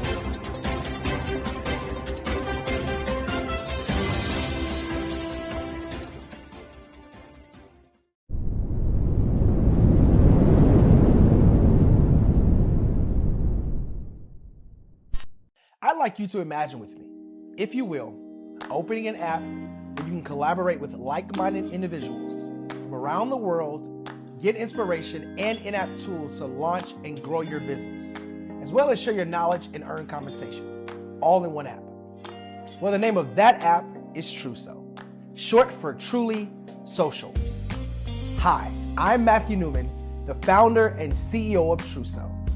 A new concept in social media, Truso is designed from the ground up to be a platform that's both social and empowering for all its users. How exactly do we do that? I'm glad you asked. First, Truso brings the world together via video. Psychologists assert that video provides a significantly more effective connection than audio only. When you enter a community on Truso, you're face-to-face. Second, on Truso, you don't have to have 1 million followers to monetize. Our business model allows all hosts and moderators to monetize, no matter the size of your following, by 1, producing fee-based content, and 2, inviting others to join the platform as subscribers. Even more, Truso has an in-app resource library with over 100 free resources, forms, and documents to help you build your brand and grow your business. Third, Truso is inclusive. The deaf and hard of hearing communities make up 360 million people worldwide. Unlike audio-only apps, Truso embraces this community, providing a networking platform that allows them to participate via video and closed captioning. We even have a deaf and hard of hearing foundation in the works as well. Fourth, Truso is both social and safe. We refer to Truso as a virtual extension of the beauty shop, barbershop, and brainchild of the community. A place where there's laughter, along with wisdom, growth-oriented conversation, and genuine connections in a safe space. Truso even has proprietary security to ensure we maintain a safe environment for everyone. Where are we at now? Truso is live, y'all. We've launched in beta and we're acquiring users daily. We have an incredible development and marketing team, plus amazing celebrity influencers at the table, helping us spread the word around the globe, beginning within the African diaspora and beyond by creating a safe space for growth, connection, and collaboration. We're truly excited about Truso. We've created something special for which there is a global market. And we invite you to embark on this journey with us as a shareholder. The future for Truso is truly bright. Join us and let's go there together.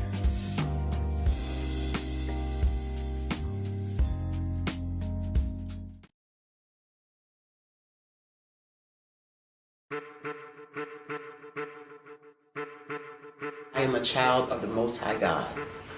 He has gifted me in ways that I could not even imagine and didn't know.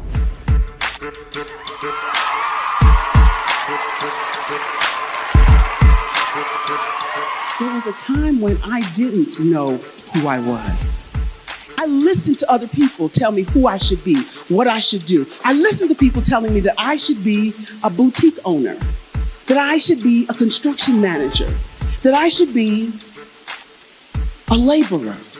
Have you ever felt like you should do something else, be something else, go somewhere else, be wherever you wanted to be, and you felt like you were in a box? Anybody in the room? And you couldn't get out? Anybody in the room? And you kept trying to go and you couldn't get out? Anybody in the room? But let me tell you, you need to rock the box. Rock the box.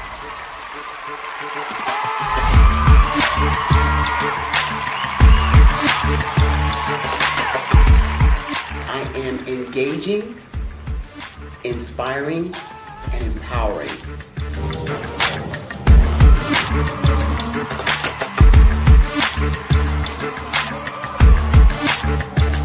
I would give you everything I know.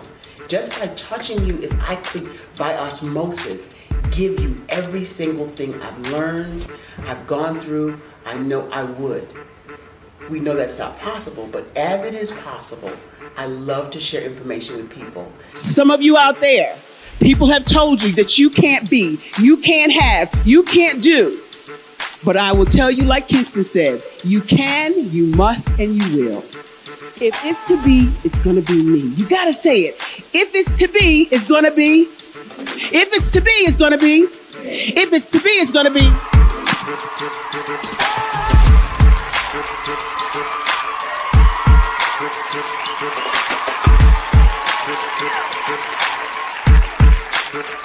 Barbara is because she believed what her mama said about her and not what other people told her. Every day you wake up, when you're in a situation, it's your choice whether it's an advantage or the disadvantage. She gained her confidence and her life, and now she is a testimony. If I can help you elevate yourself, then I feel like I'm elevating my own self as well. What you know and I know together can change the world.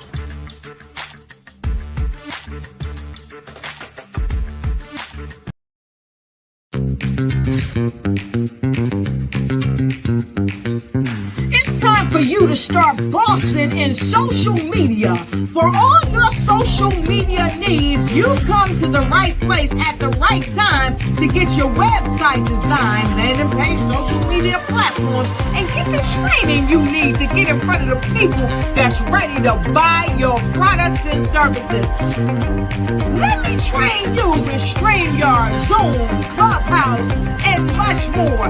And let me help you get your virtual professionals, not assistants, because assistants can only assist you, but the virtual professionals can give you that professional flavor that you need to expand your reach and increase your revenue. Jump on in and get in where you fit in and start boxing today.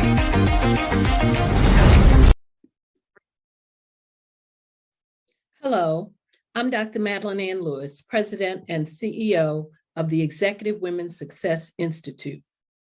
And my genius is helping women accelerate the path to success.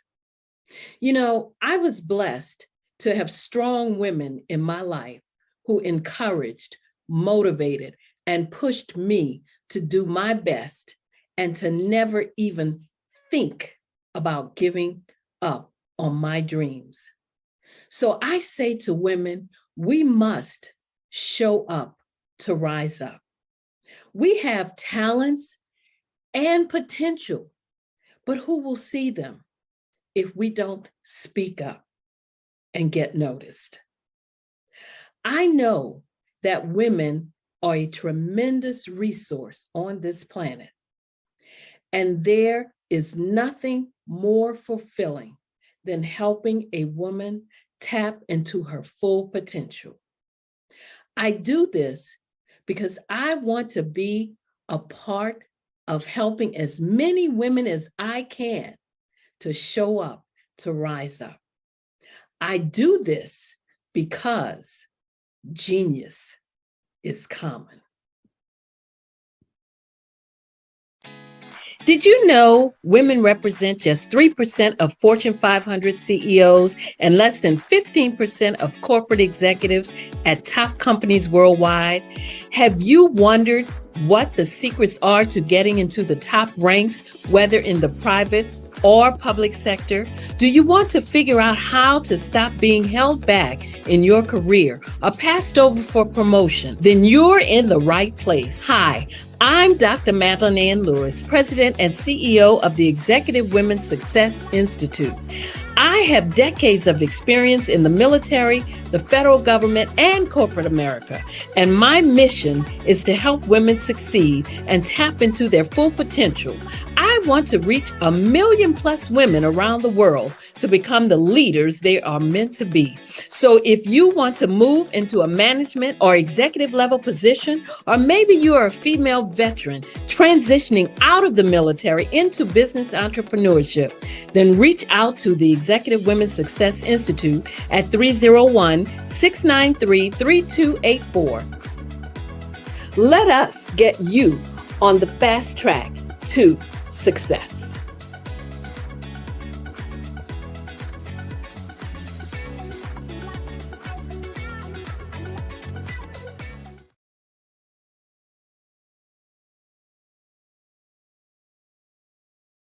Follow the Brand TV broadcast host, Grant McGaugh, as he visits with top executives and entrepreneurs to find out their secrets of success with their personal brand. Follow the Brand TV broadcast host as he focuses on brand development to build better relationships, bring value to your business, relationships, and career. You will enjoy listening to each episode that is tailored to speak to you directly. If you're looking for this type of clarity in terms of building your brand, you have tuned into the right station. Each episode will help you to shape a conversation in the 5-star BDM network of 20,000 professionals and become a springboard for your corporate engagement and business opportunities. Each guest will frame their story in the areas of personal branding, business development, career development, financial empowerment, and technology innovation. Grant McGaugh explains why he is the CEO and owner of his own professional career. Grant is an accomplished business leader and entrepreneur who wants to give back to individuals to grow their personal brand strategy. Tune in as he weaves his story about new possibilities, while to you exceed expectations. If you love storytelling, this show will make for fun.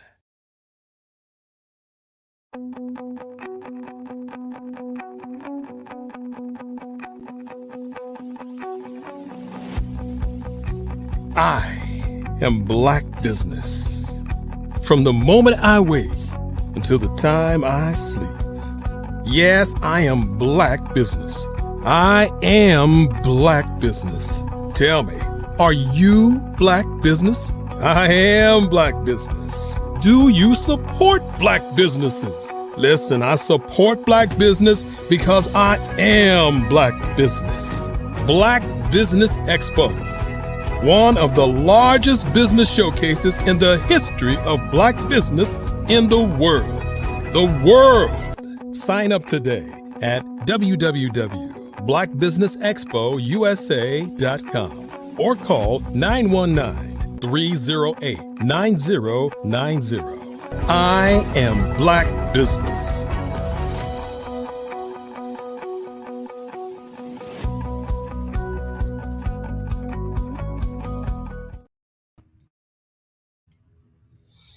Good morning, business owners, entrepreneurs, thought leaders, and corporations. Welcome to the Black Business Network.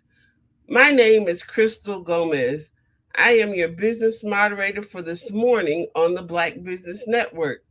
The Black Business Network is a 24-hour business network showcasing Black businesses, business owners, entrepreneurs, and thought leaders worldwide. We have speakers from North Carolina, London, Singapore, Africa, Japan, and cities all over the United States. The Black Business Network is a global community sharing its business knowledge to empower, inspire, and educate businesses about business. Our next speaker is Tandra Price. Dr. Tandra Price is a seasoned professional with over 20 years of experience, based in Oklahoma City, Oklahoma. Her passion lies in the transformative power of networking, where meaningful connections can lead to incredible opportunities. Tandra recognized the need for guidance in navigating networking events after attending numerous gatherings that fell short of expectations. She saw people struggling with conversational skills and sought to change that.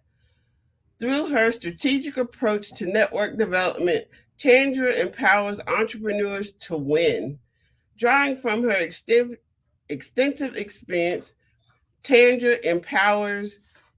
has trained hundreds of entrepreneurs, equipping them with the skills to build relationships, create opportunities, and generate residual income through networking. She has worked alongside influential leaders in network marketing industries, continuously expanding her expertise. Tandra's commitment to fostering global success led her to create a platform that inspires, empowers, encourages, and educates entrepreneurs to achieve their goals. Tandra's impact extends beyond her network growth work. She co-hosts networking group discussions and frequently serves as a guest speaker on podcasts and at other speaking engagements, sharing her insights and expertise. Tandra Price is dedicated to empowering entrepreneurs and creating a world where everyone can achieve their full potential. I present to you Dr. Tandra Price.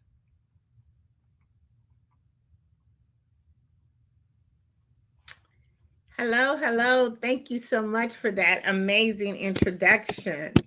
You're welcome. It's my pleasure.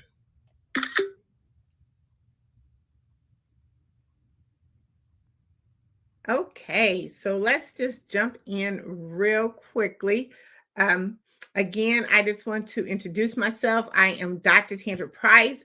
I am a renowned international speaker, accomplished two-time best-selling author. I am an expert networker, strategist, and I am the proud owner and editor-chief and publisher of a global recognized publication called Tap In Magazine. Our edition caters to women speakers, authors, coaches, and men. We help it make it so easy and seamless for you to spread your messages and to reach a broader audience and to generate more valuable leads. Today, I'm going to be talking to you about the power of mastering the art of communication. And we're going to talk about that in 4 different ways. We're going to talk about, the best way to start a conversation, when it's the best time to network, and what's your plan when it comes to networking and communication? And how do we incorporate one of the most powerful, free online communities, which is LinkedIn, to help us master the art of communication? And our 5th way, we're going to talk about how do we really master communication with our visibility, and how Tapped In Magazine can help you increase your visibility and broaden your audience. So I don't know if you're aware or not, but there's approximately every 2 minutes, there is a conversation taking place. Somewhere, somehow, someone is engaging in a conversation. And a lot of times we don't really realize the fact that conversations are happening because they're really overlooked. There's something that we just automatically assume that that just happens because it's always on autopilot. I mean, if you look at right now, you turn on your television, there's communication going. If you look at a lot of your social media, communication is going on.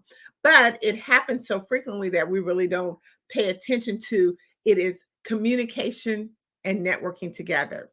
I really like to take the form networking and convert it into communication, because anytime that we're trying to send a mass message over to a broad audience, we're really communicating. A lot of people don't really look at it that way because of the terminology from communication to networking. But I'm going to give you just a couple of ways and platforms that where communication networking actually takes place. I mentioned a few of them earlier. One, we're looking at Facebook. We always do communication via phone, video chatting, messaging app, even team chats. A lot of corporations use team chat to kind of get, again, a mass message out to their employees or their organization. We look at Instagram. Twitter is another one. Skype, which is not often used as much, but it still exists as one of those platforms for communication. We have Google Meets, which is a lot of people use that in the different form of Zoom because they feel like Google Meet is a much more better platform. Again, we have Zoom, Slack, WhatsApp. WhatsApp is a really popular platform where a lot of communication takes place, and you can reach a broader audience because you can reach anyone in the world through WhatsApp. And of course, we have Streamline, which is one of the popular platforms that we use today here on the Black Business Olympics. But again, I want to kind of, again, as I mentioned, take communication and networking. They're really a combination together. I like to use the word communication. So throughout our conversation or throughout my presentation today, you always hear me say communication, but it's basically a form of networking. Again, it's anytime any individual shares information or insight about their area of expertise. If you are in business, or if you're selling a product, if you're trying to tell a story, or even if you're trying to meet someone, even if you post anything on social media, it is a form of communication and networking. See, because you want to ensure that your message gets sent to the right target audience. Whether you, again, are making a post, whether you're doing Facebook, there's a certain audience that looks at you, that's paying attention to you. And you want to make sure that you have a clear, concise message every time that you actually are trying to connect with someone. So let's jump in real quick, or dive in real quickly. You know, what's the best forms of communication? Well, these forms, I'm going to tell you these strategies. There's something that we do automatically. We really don't notice it. But let's just kind of take a real quick step into those. One is we're always introducing ourselves. Whether you're meeting someone in a professional setting or just a casual setting, you always are introducing yourself. Or if someone are meeting you or introducing you, it's always the first step of starting a conversation is introduction. If you're in a business setting, we always normally do that firm handshake just to give them that understanding that, you know, it's more of a business environment. A lot of times when we're introducing ourselves just on social, you know, it's more of that laugh, comfort in our own zone. But the first thing we do is starting communication is introducing ourselves. The second way, we always are asking questions. It's a way of kind of keeping the conversation engaged, keeping it going. A lot of people want immediate response. So normally when you ask the question, you're looking for that response. And when you get that response, then it kind of just reciprocates into a conversation going back and forth. Another way, which is the third way, is always asking advice or opinion. People love to ask for help. They like for you to ask for their help or their advice or their opinion on, you know, different specific matters. The fourth way is compliment, which is, I feel like it's my favorite way to go into any kind of conversation. It's just doing a compliment. You can compliment someone on their shoes, their clothes, their hair, and it gets that conversation going. It is the easiest way.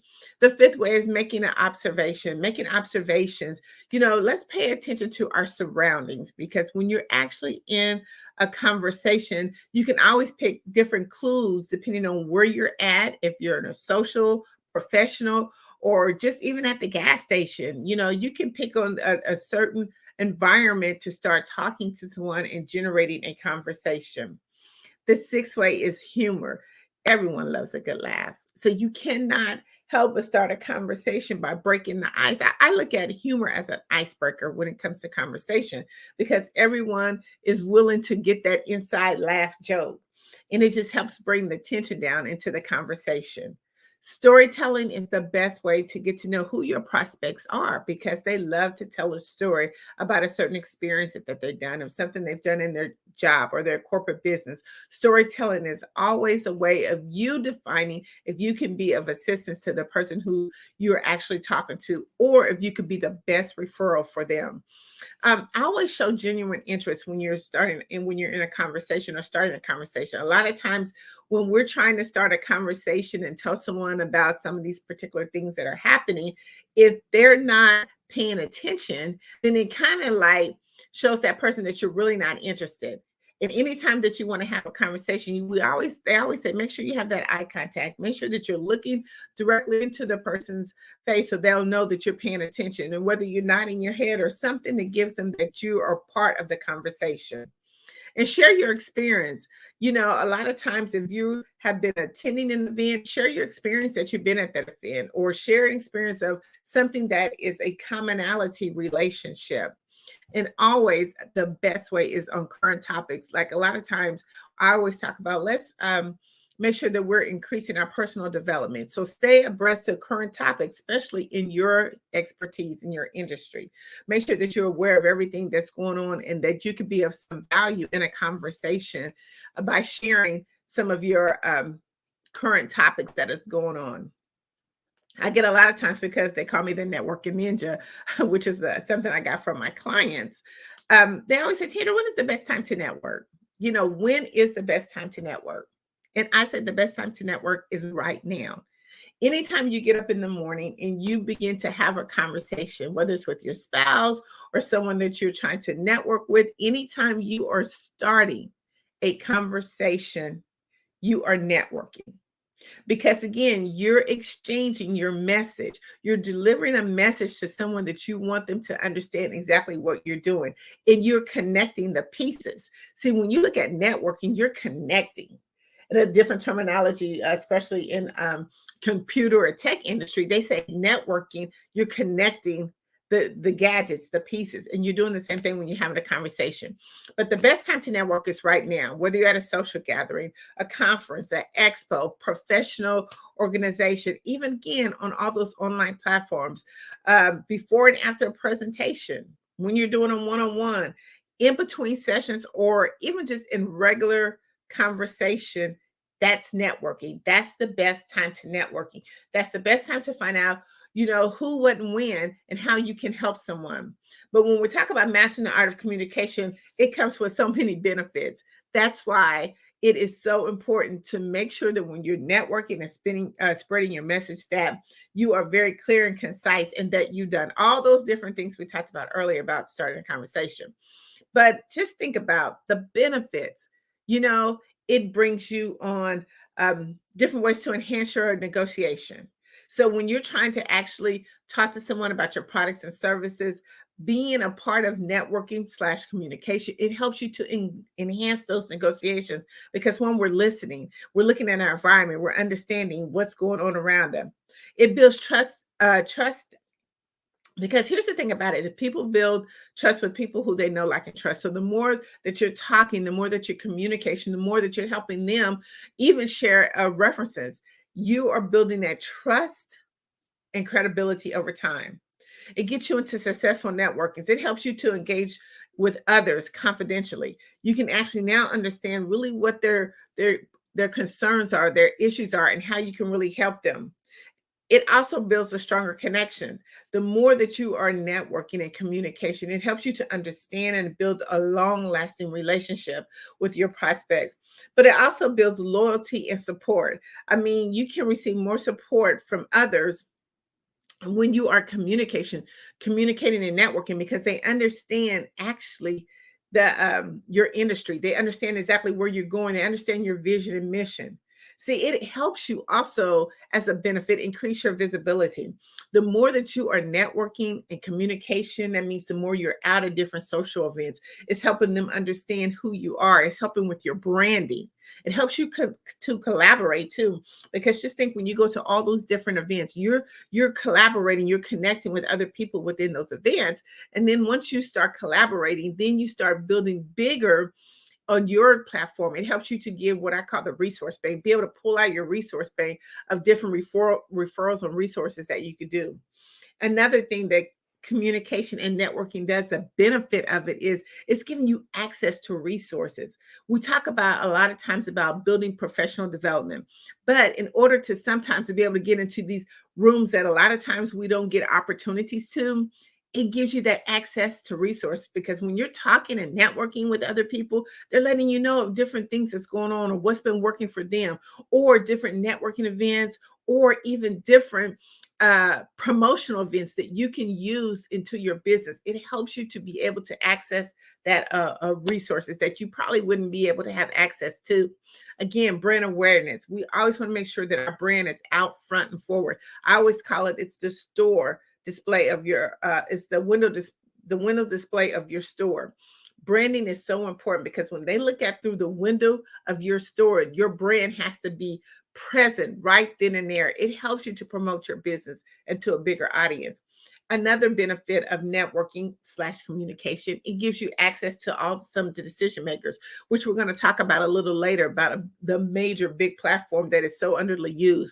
It helps you identify trends too, like what's going on in the marketplace. When you're not networking and communication, you really don't know. We have to step out of that comfort zone. You've heard that saying, right? Get out of your comfort zone. And that's really the benefit of networking and communication. And it helps you get so much business growth as well. I always tell people when we go to networking events, whether it's conferences, virtually or in person, what's the plan? See, we have to have a plan when it comes to networking.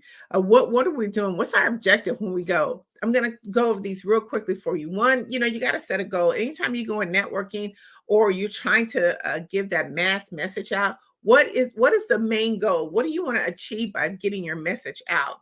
A lot of times we don't look at that. We just have a message and we're trying to get it out. But what's your overall goal? What do you want to happen when somebody actually hears your message? The second thing, when you go to a lot of different networks, let's do some research on the events of the people who's hosting the events, how long the event's been around, because the most important thing is time. And we want to make sure that we're maximize our time to the fullest. And the only way that we can do that is making sure that we're in the right places at the right time with the right people. So make sure that you are doing a research on your event. Prepare your introduction. People do not like to be sold at networking events. It's all about relationship building. So when you're actually trying to prepare or plan to introduce yourself, make sure that you're doing it in a way that does not seem salesy. Make sure that you're doing it in a way that's authentic to who you are, so they'd be able to make that connection. So the person who you're actually connecting with, they feel that energy. See, that's the thing about it. When you prepare your introduction, you want someone to feel your energy, your enthusiasm. Like, I want to be a part of what you're doing. So make sure that you prepare. Preparation is the key. Bring all your essential materials. Make sure that you have your cell phone charged. If it's your iPad, whatever it is, make sure that you have the essential tools that you need, because it's nothing worse than going to an event and you're not properly prepared. Making sure that your phone goes down, or that all your social media contacts, everything. That's the next thing. Let's make sure that all of our digital presence are updated. Because one thing, when you go to networking, just think you only have 60 seconds, not even 60 seconds, 10 or 15 seconds to make that first impression. If they go to your site and it's aesthetically pleasing, they're not going to want to do business with you. Make sure that your website looks good. I mean, all the function, all the buttons that's working. Make sure that all your contact information is up to date, because no one is going to be searching or looking for you. Once you make that initial contact, that is the most important thing. So make sure that all your stuff is updated. And another thing, when you're actually doing networking, make sure that you're active listening. Because what happens is, if you're not actually listening or doing active listening, when you go back for that follow-up process, you can use some of those key methods or those key things that person said that's going to help you generate and connect even better Make sure that you at least go to an event, no matter virtually, in person, that you're connecting with 5 people. Even if you go out and about on your daily plan, make sure that you connect with 5 people. There's nothing wrong with walking up to someone and connecting with them. If you're an introverted person, don't like to talk, guess what? We're your brand. Make your brand stand out. Wear bright colors. Just smile, because that will actually start the introduction. That will actually start a conversation. It will actually open up the doors for you to be able to make that 5th or that 4th connection for the day. Another thing, when you're talking about, connecting with at least 5 people, join Facebook groups. A lot of times these conferences, they have Facebook groups because they're trying to build a community. The best way when they're trying to build a community, they want you to feel good and welcome when they come into their event. And how they do that is through Facebook, because the people that join their Facebook group, it gives you an opportunity to go through the Facebook group and connect with 5 or 10 people. They do that a week to 2 weeks before their event, because they want you to already be able to connect with someone. Remember, when you're out here doing these events, the whole goal is for them to build communities, to build those resources, to give you access to things, to start communicating and talking, breaking the ice, so it doesn't feel awkward when you actually go to the event or if you see them virtually online. Always have a follow-up plan. Do not go to an event without having a follow-up plan, because you've wasted your time. You wasted the valuable time that you could be using to do something else to help be more productive within your business. I talk about 10 income producing activities that we should be doing before 10. And if you're going to a networking event and you've went that whole event, didn't get 5 contacts, didn't even, stop to even make a proper introduction, then you've wasted valuable time that you could have been using. And right now, time is of the essence. We want to make sure that we're maximizing our time. And one of the things that a lot of times people say when they go to networking events, oh, it didn't work for me. Okay, did you have a plan? Let Tapped In Magazine help you to develop that plan, so when you go to these events, that you're maximizing your time, you're getting the maximum benefit for every time that you go to these events. I talk a lot too about virtual events. A lot of times virtual and in person, they kind of work similar to same, but make sure that when you're at on a virtual event, make sure that your equipment is set up. Make sure that you're in a nice, comfortable setting. Make sure that your background is well lit up. The space is good. Make sure all the technical pieces, you can hear your voice, your speakers, any of that stuff. Make sure that, most importantly, that you're on camera. People do business with people who they can see. So make sure that you're on there, and make sure that you're taking notes. Another way of being active on a virtual is, raising your hand, making comments in the chat, connecting with those people that are in the chat. That's another way that you can get contacts, is talking with them, sharing your information. Make sure that you are maximizing your event to the max. Real quick, I always say there's 8 type of networkers, and I'm going to go over these networkers real quick. The first one is always the social butterfly. So when you walk into a networking room or even on a virtual setting, do a 360 panoramic view of the room. It doesn't hurt, because when you look at the room, all your networkers are going to be in different spots of the room. You have your social butterfly, the one that is the loudest, is attention grabber. They're loving the event and they want you to enjoy the event too.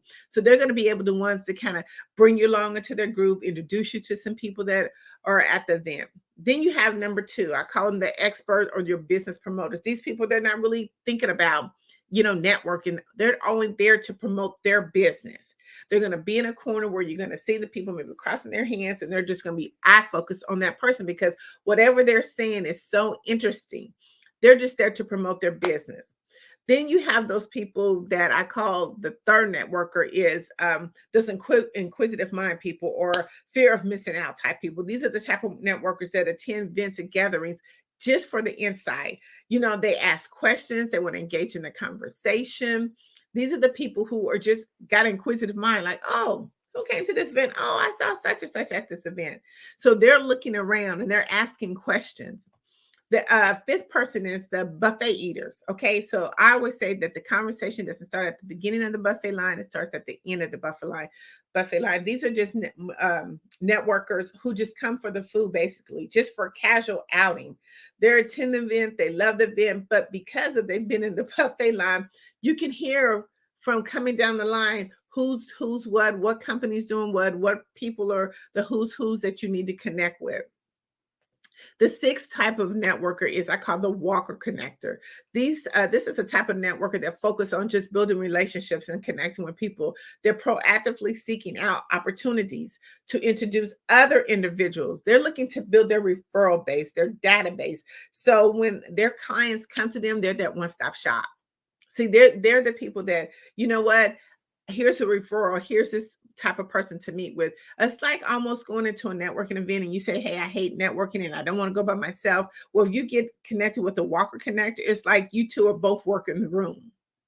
Then you have the digital networkers. These are people that they're not going to do anything with you except on digital. If you're not on the digital space, in some of those different platforms, they're not going to network with you. This is how they utilize these online platforms. They want to make sure that the best way for fast, effective networking is digital marketing. And so they're going to be that digital networker that's going to do everything on digital. So if you want to talk to them, make sure that your stuff is together, because they're going to be saying, okay, Instagram, Twitter, WhatsApp, TikTok, all of that stuff. That's how you're going to be able to better connect with them. And then I like the last one, which is our goal strategist. These people have a goal in mind. They're coming there for a certain reason. They're going to be able to maximize their time when they get there. See, they're not playing around. They're on a mission. They're on a goal. They're trying to make sure that when I talked about going to a networking event and you make sure that you're maximizing their time, they're going to get the 5 people. They're not going to just be leaving business cards.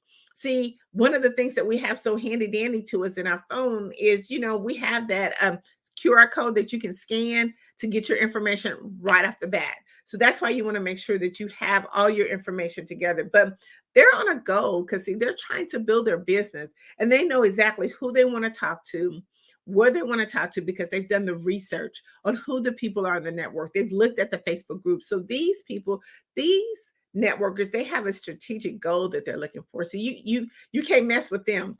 So you got to think about, when you go to a networking event, what type of networker are you and where do you want to be at in the room to get the best value, maximize your time. I want to talk about, our fourth one of how to master the art of communication is, how does LinkedIn help you with communication? I don't know if you realize, but LinkedIn has over 810 million users. Over 810 million users. Did I mention it was a free platform? It is a free platform. This platform is so underused because we think a lot of the other social media platforms, but this platform, I love it because this is where your decision makers are. This is where people who are actually looking to do business with you. But how do we do it? We have to start the communication. We have to make sure that our communication is clear, concise, and memorable. See, we do a LinkedIn bootcamp, and we help you to mastermize your LinkedIn profile. But we take it a step further because we go through a whole 6 weeks worth of intense communication on your LinkedIn profile, and you'll be amazed of what your LinkedIn account can do for you, free or if you have the paid version. But the very first thing is I talked earlier about is that your business is your storefront. It's like your window display. So when they open up the door of your business, you want to make sure that you have everything intact. And that's how LinkedIn can help you. So let's dive into some real quick ways of how do I really mastermize this. And again, we'll be talking about this in our 6-week LinkedIn bootcamp, but we also do a weekly, how do I leverage and maximize my LinkedIn profile? And I'll give you both of those links if you're interested in wanting to use this over 810 million user platform. But the very first thing you need to have, just make sure that you have a professional picture. A lot of times we look at our profile pictures and they need to be very clear and crisp. Make sure your profile picture is inviting. See, a lot of times we get into those studios and we make those very, poses and we make them look sharp, but are they appealing? Are they friendly? Do they make it seem like, hey, you can come talk to me? Like, I'm open. The next thing you want to do is make sure that you have a headline. It is so important that your headline is your branding. So if your headline is not not displaying exactly what you do, it's going to be hard for when someone is searching for you to really understand what is it that you do. You know, we're not using stock image. Use what is actually connected to your business. The next thing we want to talk about is highlights in our platform or in our profile. And we talk about this in how do I leverage my LinkedIn platform or my LinkedIn profile in 90 minutes. We talk about all these different things, but one of the things is you got to do some highlights and videos. Most people are now looking at videos. They're so engaged in videos more than they are print or more than they are writing. You have to make sure that another way to get your message out is do some videos, do some reels. It's the most effective post. You'll get so many more impressions on it. Your summary, make sure that you're highlighting your strengths and provide a glimpse of your professional journey. A glimpse. You don't have that many words, but just provide a glimpse. Experience, make sure that you're detailing your work experience. Focus, especially if we're entrepreneurs, focus on your accomplishments and some results that you have done for your clients. A lot of times they look at that, you know, what I mean, like, what really have you done? How can you benefit my client, or how can you benefit my business? Let's talk about our skills. List all the skills that are relevant to your expertise. Endorsements. Make sure that you look at people who are doing your endorsements, that they are actually looking at what you have done. They're endorsing on your skills, whether you're good in networking, communication. When they actually endorse you and how many people endorse you, it makes a difference. It takes you almost up to the feed. We talk about, you know, the algorithms and a lot of the different social media platforms. LinkedIn has that algorithm too, but how you're really landed on a lot of those pages is depending on what you put into your profile. Education, include any of your educational background, highlights, degrees, anything that you've done that can be of help of other people. Make sure certifications. A lot of times we miss out on that part of the of our profile, is that we don't really list any certifications that we have, you know, big or small there, and you got a certification or a license for. Make sure that you showcase it. Recommendations, seek out recommendations. Ask people if you have a following to, you know, give you a recommendation so you can add that to your LinkedIn profile. Volunteer. A lot of times people want to see what other causes that you are a part of. I mean, what else do you do? I mean, what is your passion about? How do you serve? How do you give back? And that's kind of really where the volunteer and experience shows. Media attachment. Make sure that you're putting your media information on there, because a lot of times, you know, we want to see what you've done. Like if you've been in publications, magazines, like Tapped In magazine, but magazines, newsletters, articles. How many people have, you know, wanted to have you showcased into their platform? What about conferences, things of that nature, anthology books? Put any type of media contact information there, and then make sure that you're actually engaged with your network. Make sure that you're actually participating, maybe like in LinkedIn groups and things of that nature. Put how they can connect with you. Show how you communicate, because see, our SEOs, our search engine optimization, helps it so much when it comes to people trying to find us. But see, once we can master that profile, because see, that's the start of the communication. And here's the crazy thing about it is when we think about that, we kind of look at just skimming on that. That's why it's not really utilized, because you feel like, okay, I can go to Facebook, I can go to Instagram. Okay, you have to look at and take some of these same things over to those different platforms, because if your client or your ideal client hangs out in those areas, then you want to make sure that, hey, this is about me. This is how you can connect with me. This is why you want to, you know, join my programs, join my classes, my workshops. They have to have a reason. And the better you make it, the more people that you're going to get. The LinkedIn process is because, see, you have their email. You have so much access to them. You have their email. You have their direct connect. Anytime that you want to be able to connect with somebody, you have all the information right there at your hands. So you don't have to go and search for it. So we want to make sure that we utilize that. Join us on our it's 90-minute mastering how do you level your LinkedIn profile. We'll walk you through the steps. We'll show you exactly how that. And then you can jump on over to our bootcamp, which we go into such great detail. We have had so many clients who didn't realize the power of their LinkedIn profile. We took them from having 500 followers to now they have over 3,500 followers and growing because we've showed them different techniques of how to do it.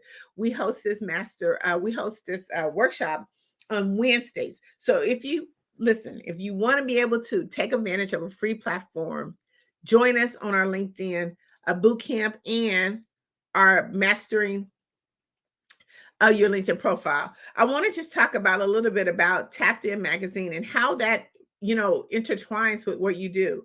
So what happens is the most important thing with any business is to maximize your visibility.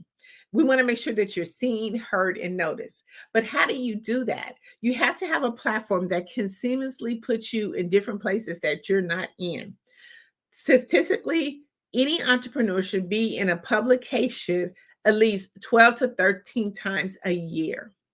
Now, and the reason why that is because you are always actively doing something with your business. Your business is growing. See, your business ain't the same as it was yesterday. See, it's new today.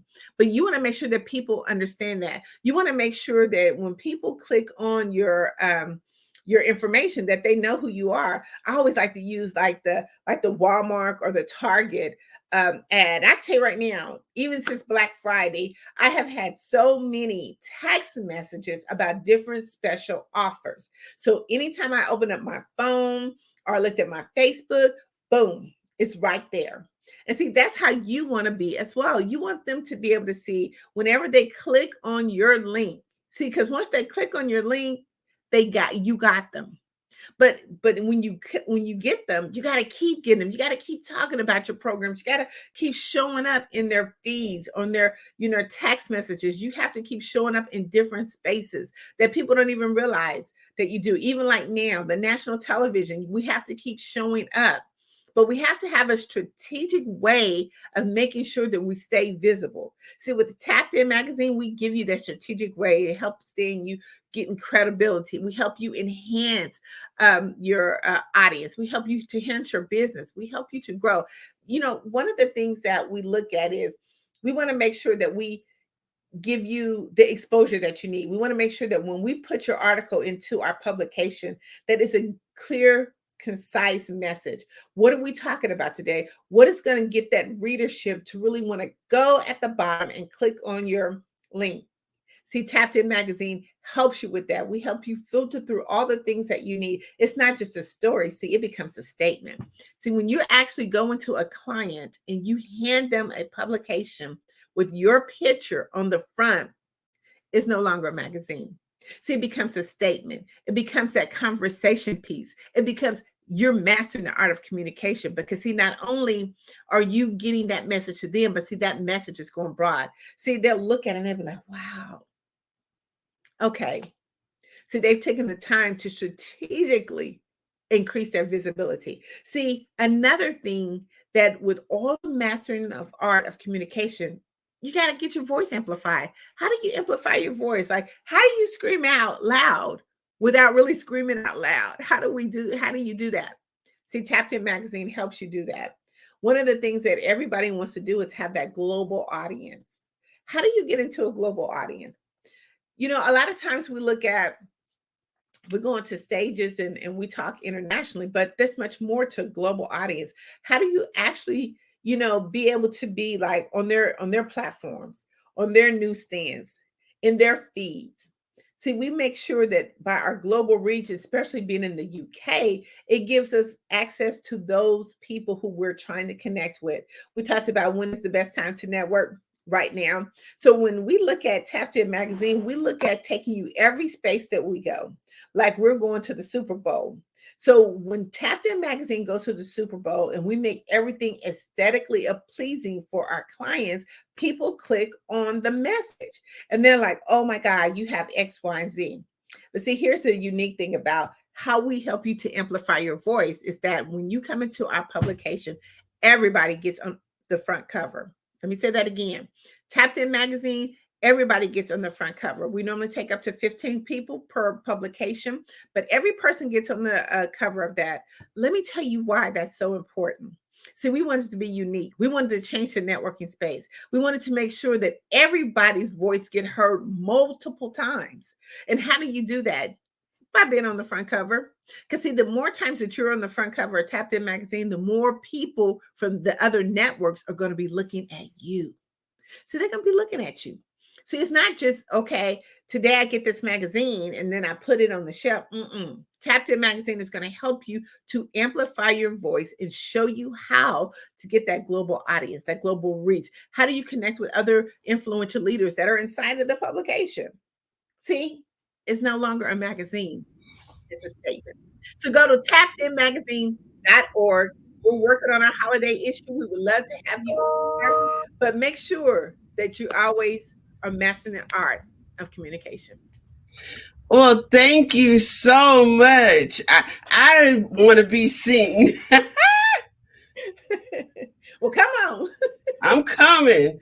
So again, where can we find you? You can find me at Tapped In, that's TAPIN magazine.org. It's all one word. Go there, click. We have our Black Friday special still going. So yeah, join our publication. Well, thanks again. Yes, thank you. Genius is coming, and I'll see you on the other side. Genius is coming, and I'll see you on the other side.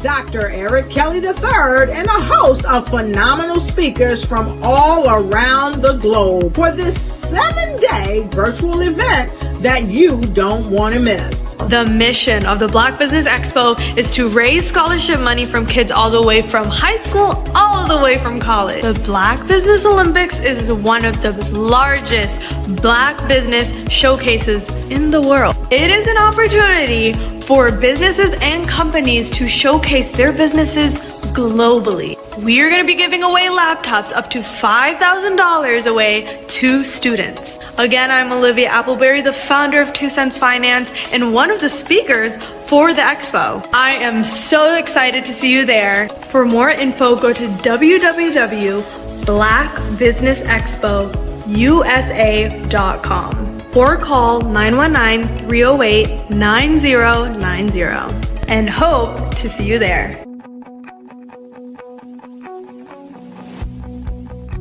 I am Black Business. From the moment I wake until the time I sleep. Yes, I am Black Business.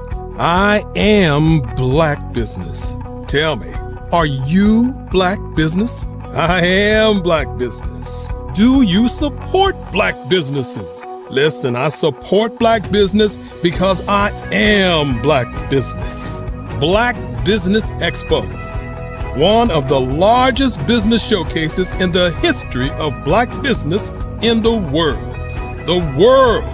Sign up today at www.blackbusinessexpousa.com or call 919-308-9090. I am Black Business. I am Black Business. From the moment I wake until the time I sleep, I am Black Business. I am Black Business. Are you Black Business? I am Black Business. Do you support Black businesses? I support Black business because I am Black business. Black Business Expo, one of the largest business showcases in the history of Black America in North Carolina. Sign up today at www.blackbusinessexpousa.com or call 919-380-9090. I am Black Business. I am Black Business. From the moment I wake until the time I sleep, I am Black Business. I am Black Business. Are you Black Business? I am Black Business. Do you support Black businesses? I support Black business because I am Black Business. Black Business Expo, one of the largest business showcases in the history of Black America in North Carolina. Sign up today at www.blackbusinessexpousa.com or call 919-380-9090. I am Black Business. I am Black Business.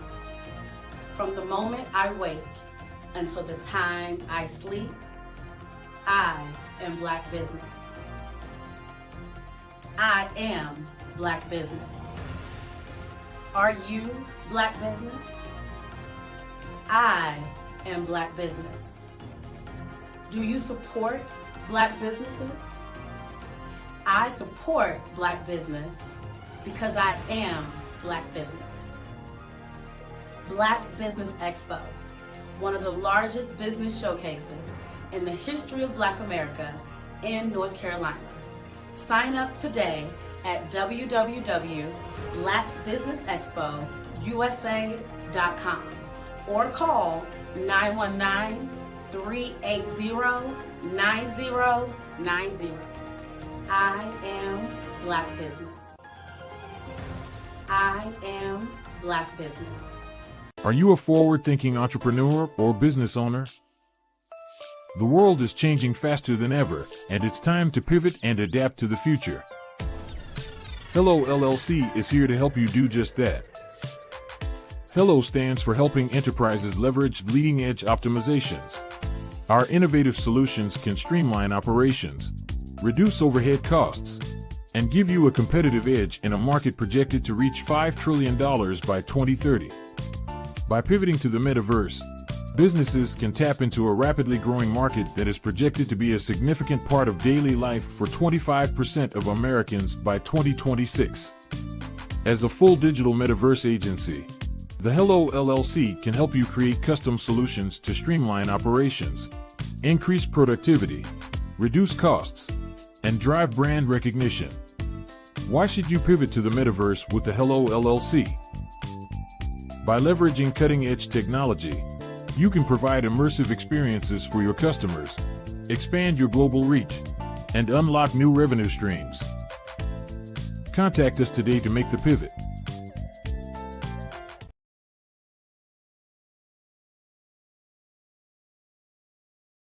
I am from Washington, D.C., but I was raised in Durham, North Carolina.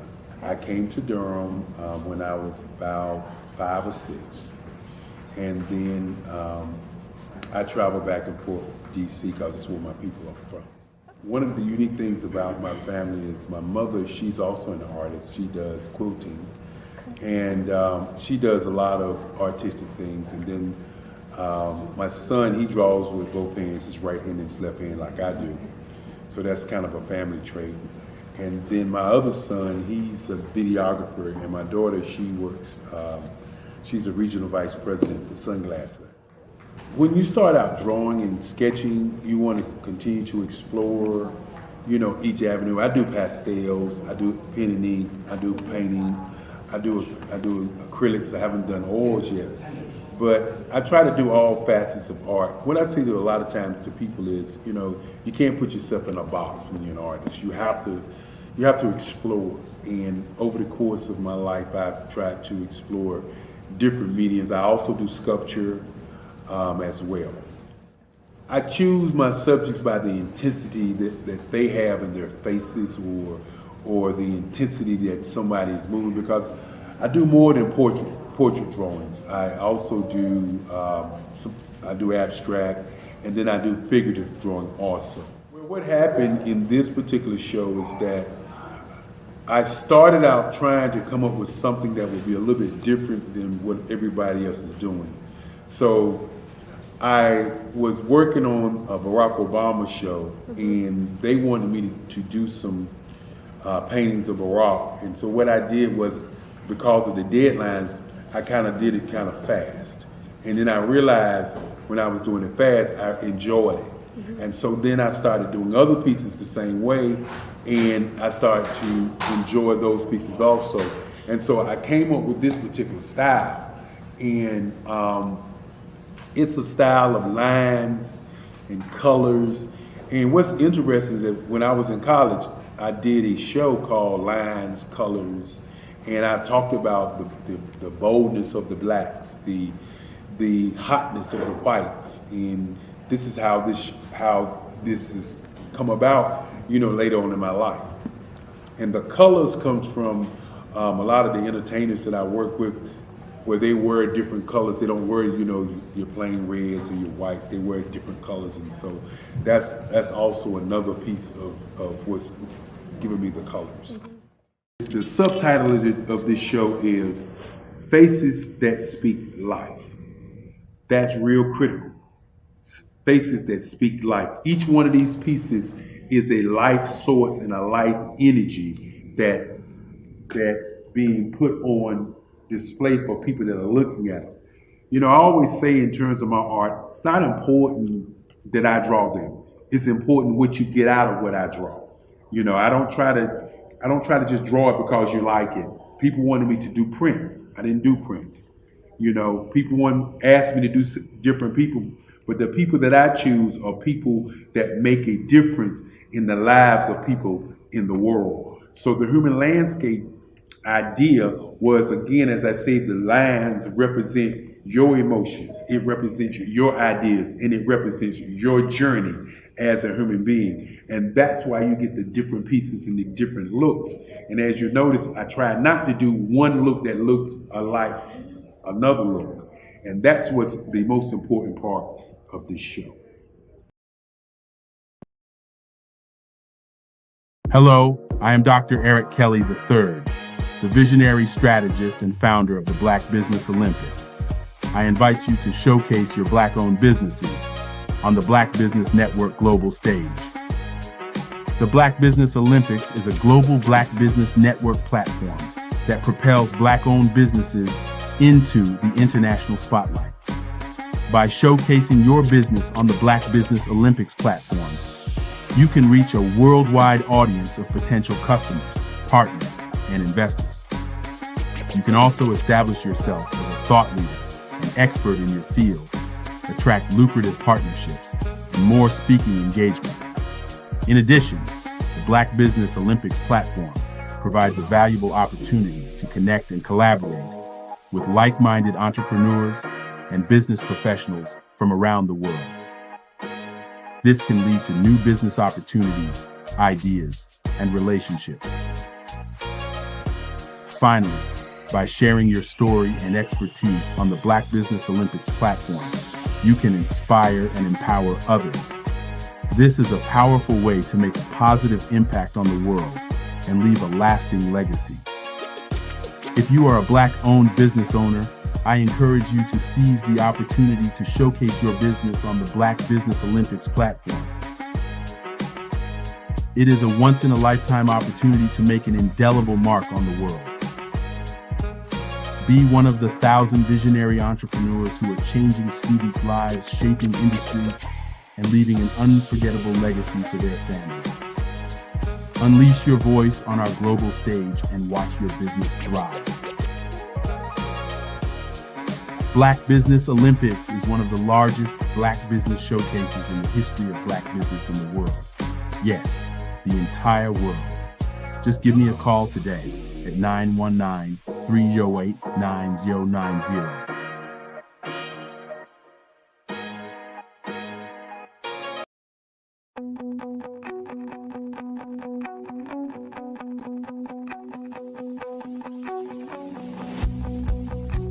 I am Black Business. From the moment I wake until the time I sleep. Yes, I am Black Business. I am Black Business. Tell me, are you Black Business? I am Black Business. Do you support Black businesses? Listen, I support Black business because I am Black Business. Black Business Expo, one of the largest business showcases in the history of Black business in the world. The world! Sign up today at www.blackbusinessexpousa.com or call 919-308-9090. I am Black Business.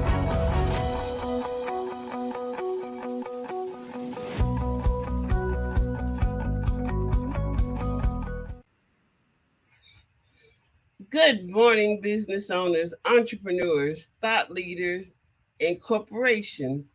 Welcome to the Black Business Network. My name is Crystal Gomez. I am your business moderator for this morning on the Black Business Network. The Black Business Network is a 24-hour business network showcasing Black businesses, business owners, entrepreneurs, and thought leaders worldwide. We have speakers from North Carolina, London, Singapore, Africa, Japan, and cities all over the United States. The Black Business Network is a global community sharing its business knowledge to empower, inspire, and educate businesses about business. Our next speaker is Dr. Sandra Wall Williams. Dr. Sandra Wall Williams is an accomplished senior executive in higher education with over 25 years of extensive experience, achievements, and demonstrated results as a leader, faculty member, mentor, coach, consultant, speaker, and practitioner in higher education and technology. From 2001 until 2016, she was the Senior Vice President and Chief Information Technology, Data, Business Intelligence, Library Systems, Distance Learning, and Workforce Development for the North Carolina Community College System. She led the implementation of the largest computer information system in higher education. In addition to training and development, instructional technology, information technology systems implementation, information technology security, technology infrastructure, software design, digital transformation, distance learning, and data systems. While serving in numerous leadership roles, Dr. Sandra remained an active consulting partner focusing on leadership coaching. She is currently the CEO and founding partner of WMS Consulting and Training, a professional development consulting and training company that supports emerging and established women leaders to increase their influence, impact, and income. She is a member of the Board of Trustees at Wake Technical Community College, Board of Directors for the Ultimate Medical Academy, North Carolina State University College of Sciences Foundation Board, Public School Forum, and Girl Scouts Coastal Pines. She is a member of the steering committee for Wake Invest in Women, a published researcher and author in her professional field of technology and adult education. She has written 3 books, co-authored 6 books, and numerous articles and book chapters. I present to you Dr. Sandra Wall Williams. Good morning. Good morning. How are you this morning? I'm well. How are you? Wonderful, wonderful. Thank you for that introduction. Oh, you're quite welcome. I can't wait to hear what you have to share with us. Oh, I'm excited. Thank you.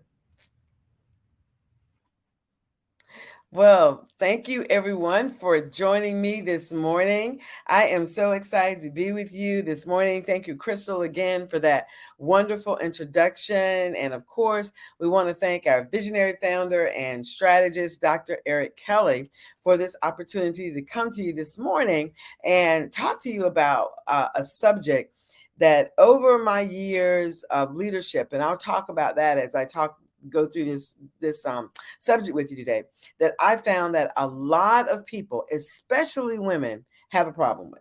Okay, a lot of people, especially women, have a problem with. And I'll tell you what it is in just a second. But I want to back up to tell you how I got to the point of being able to work with women in leadership. As Ms. Gomez said, I was formerly the Senior Vice President and Chief Technology Officer for the North Carolina Community College System. So everything that had to do with technology was my responsibility.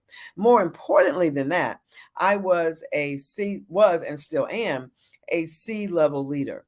And C is for chief, right? Like chief information, chief technology, chief executive. That's what we mean when we say C-level leader. So when you're at that level of leadership, you're not only helping or doing things for yourself and helping the company, but you're also helping other people. And you're also learning the obstacles and things that people go through either at work or at home. And so one of the things that's very important when you get to a certain level of leadership is not only that you see these things happening, but you also determine what are some processes that can help people as they go through obstacles at work, at home, and that sort of thing. So that's what we're going to talk about today. I'm going to give you some specific instructions on how to overcome obstacles in your life, your career, or your business. Now, if you already don't have your pencil and paper or whatever you're taking notes with, I would advise you to go get it now. I'll give you a minute to go get it so that you can take some notes, because I guarantee you're going to want to write this process down. You're going to want to write this process down so that you can apply it to what it is that you may be experiencing at this time. Now, while I was at the North Carolina Community College System, one of the things that I saw was, especially for women, was that women did not have we had leadership opportunities, but in terms of leadership training and that one-on-one mentorship and those kind of things that help women to become better leaders and help us get to that next level, that was missing. That was missing. And because of my position at the time, it was just difficult for me to be able to actually develop that kind of program, especially across 58 colleges. So when I retired in 2016, one of the things I said, I want my company to be able, the company that I created, I want it to be able to support women in leadership. And that support is through coaching, through mentorship, and through training. And I also do a lot of leadership consulting. So when I started the company, like I said, the focus was on women in leadership. And my specifics that I really work with are women in technology leadership. I work with all women in leadership, but I work a lot when I go into corporations, work a lot with women in technology leadership. Now, here's what I want you to remember also about me is that I was at a C level of leadership. And many people think, well, when you get to C level, then you made it. What else is there to do? But I will tell you, after you leave the C level or at the same time, you should be looking for board leadership, because board leadership is different than day to day. And I'm not talking about your nonprofit boards are great. Get on them, okay, because they give you experience. But I'm talking about compensated corporate boards. So that's what I do now. I am on 2 compensated corporate boards for 2 companies, and they actually compensate you for your expertise.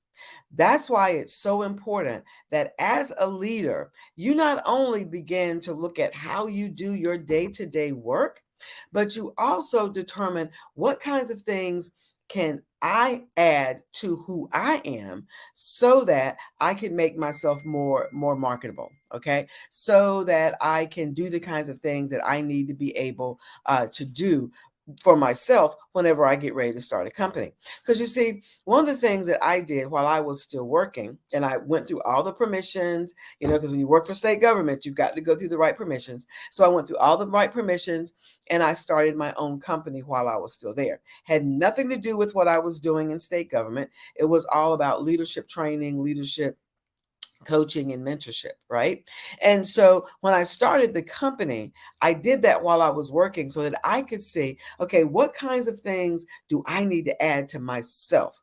Okay, what kinds of skills, competencies do I need so that I can be a better person, not only for who I was working for, but also for my own company when I got ready to step out and do that on my own. And so when I did that in 2016, I realized, you know what? I bring a lot to the table, and so do you. But the thing about it is, so many times we don't realize what we bring to the table. Okay, and we'll say that for another session. I think we'll come back in December. Maybe we'll talk about what do I bring to the table, or how do I determine what I bring to the table. Today, what I want to teach you, hopefully by now you have your pencil and your paper. Today, what I want to teach you is how to overcome obstacles. How do I overcome obstacles in my life, obstacles in my career, obstacles in my business? How do I actually overcome that? So as you go into the new year, and we're like what? 31 days out now, because today's the last day of the month. So as you go into the new year, you want to already have this process in place, because obstacles are going to come, right? You're going to have obstacles that are in your life, in your business, in your career. You're going to have these, but you need to know how to handle them. So we're going to do 4 things today. You're going to do one of them. I'm going to do 3. How's that? So first, we're going to identify types of obstacles, because there are different types and you need to know the difference. There are 4 types, and we're going to talk about that. Then, as I am talking about the 4 types of obstacles, what I want you to do is I want you to pick one. Pick an obstacle that you may be dealing with right now, okay? Because I want you to think about that as I begin to teach you the strategies of overcoming obstacles, okay? And then I'm going to give you the 10 steps to overcome your obstacles. I'm going to go through them quickly, so that's why you need your pencil and paper, or if not, make sure you get the replay on this. And then I'm going to show you and give you the steps to elevate yourself as you are overcoming your obstacles, okay? So let's get ready to dive in. First thing, let's talk about types of obstacles. Now, there are 4 types of obstacles. And it's great that you understand and know the differences in these types of obstacles, okay? So first type is external obstacles. Now, these are obstacles that are outside of your control, such as the economy, natural disasters, physical limitations, political climate. These are things that you have absolutely no control over, but they could impact you in some type of way, right? Because, for example, think about it. When we went through COVID, that was outside of anyone's control, but it impacted a lot of people because it impacted our economy.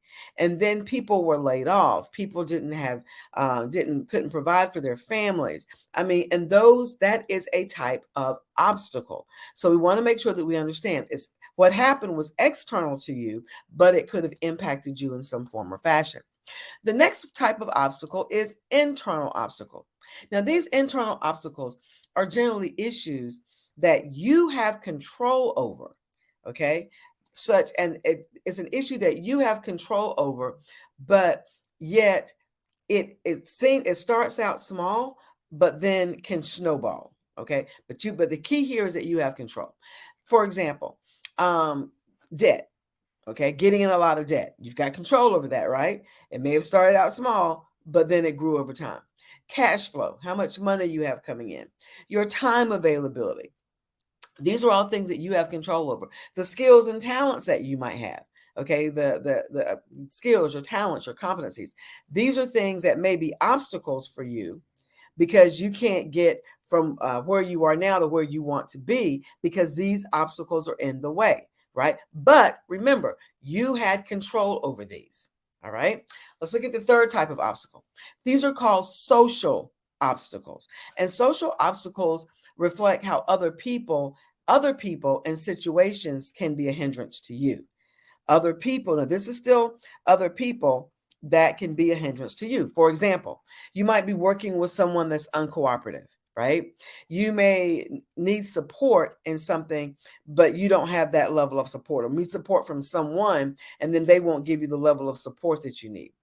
You may be in a toxic relationship, whether it is at home or on the job or wherever, but you may be in a toxic relationship. One that I see a lot of is tradition, especially when we own our own businesses. Sometimes we get stuck in tradition. These are things that are external to us, right? But they're people and situations different than the external obstacles, right? These are people and situations that impact us. Social norms, okay? Things that are happening on the outside of us, but yet they're impacting who we are in our life, in our business, in our careers, right? So you've got external obstacles, you've got internal obstacles, you've got social obstacles. And the third type of obstacle, this is the one that most of us experience, or almost all of us have experienced at one time or the other, and those are our personal obstacles. Okay, our personal obstacles literally are how you get in your own way. Sometimes you may have heard that there's a book that's been written about getting out of your own way, right? And these are obstacles such as bad habits, fears, your own emotional dysfunction, your own limiting beliefs, disorganization. I mean, how you organize things around you. Procrastination is a personal obstacle. A bad attitude is a personal obstacle. So these are the things that when we talk about obstacles, external, internal, social, and personal, then these are the kinds of obstacles that we all deal with. Now, what I want you to do right now is I'm going to give you about 30 seconds. I put my timer on here. I'm going to give you about 30 seconds, and I want you to pick an obstacle. Pick external, internal, social, personal. Pick an obstacle, because what I'm getting ready to do next is I'm getting ready to give you the steps to overcome them. But I want you to listen to these steps as it is reflected upon your own obstacle. Okay, so let me give you 30 seconds. We got about 25 left now, so you can pick your obstacle. Okay, so let's give you some quiet.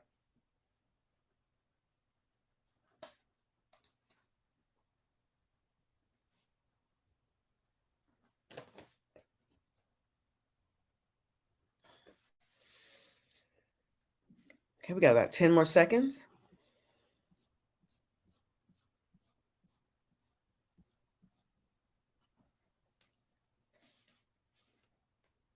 Okay. All right. So now, hopefully you have your obstacle written down, and it may be more than one, and that's fine. But as I go through these next 10 steps, I'm going to go through them fairly quickly. All right. One of the things that I do in my mentorship and my coaching practice is when I work with groups, we actually sit down and we go through each one of these steps and walk through them one by one. The reason being is as it relates to themselves, right? The reason being is because you need to know how these steps relate to what you're experiencing, right? Not what I'm experiencing, but what you're experiencing. That's why I had you write down your steps. And I actually wrote down one myself, okay? So now, step number one. Step number one is to identify your obstacle. You can't, let me say this very slowly. You cannot fix something that you are not willing to identify. And that's what I had you do. That was the first thing I had you do. I said, identify an obstacle. I said, write it down so that you can think about that obstacle as we go through the steps. So step number one is to identify your obstacle. Now, step number two, and this one takes a little work. Step number two is to adjust your attitude about your obstacle. Now, what do I mean by adjust your attitude about your obstacle? When I say adjust your attitude about your obstacle, so many times when we look at our obstacles, we look at it from a negative perspective. Okay, we look at it from a negative perspective. Okay, I'm going to take the obstacle of procrastination. Okay, the obstacle of procrastination. Almost everyone has or will in the future deal with the obstacle of procrastination. So if that's the obstacle that I've identified, say I've got a report that's due. Okay, this is something that I actually dealt with. Okay, not too long ago, had a report that's due on a certain date. Procrastinated a little bit because I thought, oh, it won't take me that long to get it done. But then like, oh my goodness, this report is due in like 10 days and I need to get to work. Okay. Now, when we talk about adjusting, as I identify the obstacle. So when we talk about step number 2, adjusting your attitude about the obstacle, what we're looking at here is you can't spend time saying, this is not something I want to do. Okay. You can't continue. This is what hurts us so many times in moving past obstacles, especially one like procrastination, for example. That's a personal obstacle. So you can't spend time saying, oh, I don't want to do this for my business, or I can't learn this, or this is not something that I should be doing. You've got to adjust your attitude. If that obstacle, if what is standing in your way is something that you need to overcome so that you can move forward in your business, that's the attitude you have to have.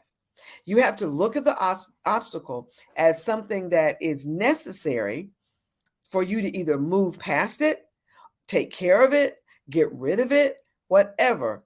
But you need to look at the obstacle as what is standing between you and what you want to do for your business, your career, or your life. Okay. You've got to change. You've got to adjust your attitude. You've got to begin to look at the obstacle as what's in the way.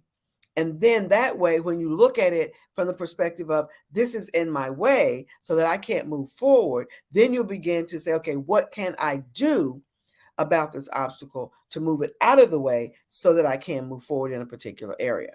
Okay. That's step number 2. So step number 3 is take time to process your obstacle.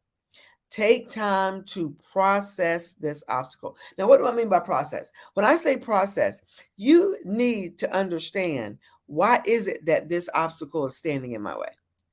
Why am I allowing procrastination, for example, to stand in my way? Why didn't I start on the report 6 weeks ago or 4 weeks ago or whatever? Why didn't I start? You have to take time to process that particular obstacle because there's a reason why you didn't. Now, as leaders and as business owners, especially in leadership, sometimes we don't take time to process. Okay. Sometimes we don't take the time to process and to see what's going on and to understand, why is this an obstacle in my life? For when I looked at when I processed my procrastination was more because I had said yes to too many things. Let that one sink in for a second. I had said yes to too many things.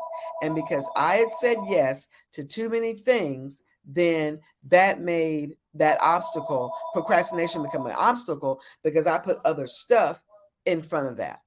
Okay. I apologize. I'm at my dad's house in Richmond County, and that's his phone ringing, and he's not here. So it's got to ring on. Okay. So now step number 1, identify. Step number 2, adjust your attitude. Step number 3, take time to process the obstacle. Now, step number 4. Step number 4 is to give control of your obstacle to God. Now, I will tell you that I am I'm a minister, and in addition to what I do with my company, I'm also a woman in ministry. I am a minister at my church. I have another ministry. We didn't talk about that. We're talking about business here. But I firmly believe that in order for you to be able to do what you need to do with your obstacles, you have to pray about the obstacle. When I say give it over to God, you've got to pray about it. You've got to look for spiritual ways of moving past this particular obstacle, as well as business ways and career ways. Okay. So what does the Bible say? And I say the Bible because that's what I believe, right?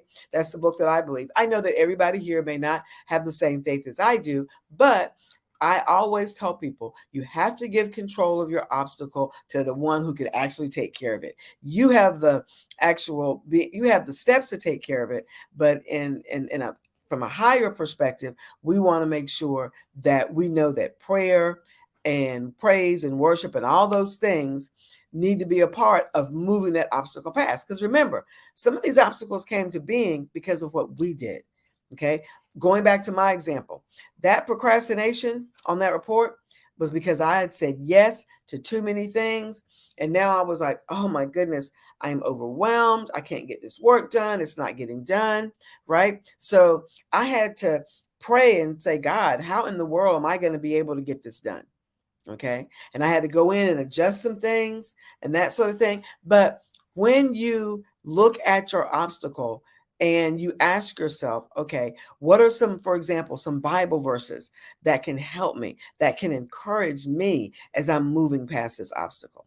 Okay. What are some affirmations that can help me? All of those things are important. Keep in mind what the step 1, 2, 3, and 4, all 4 of those steps so far have to do with you and your actions. Identify, assess, okay, process, and now give your obstacle to God through prayer and praise and worship. Okay, so now let's move into some action. So the first 4 was about you making some changes. Okay, now let's look at step number 5.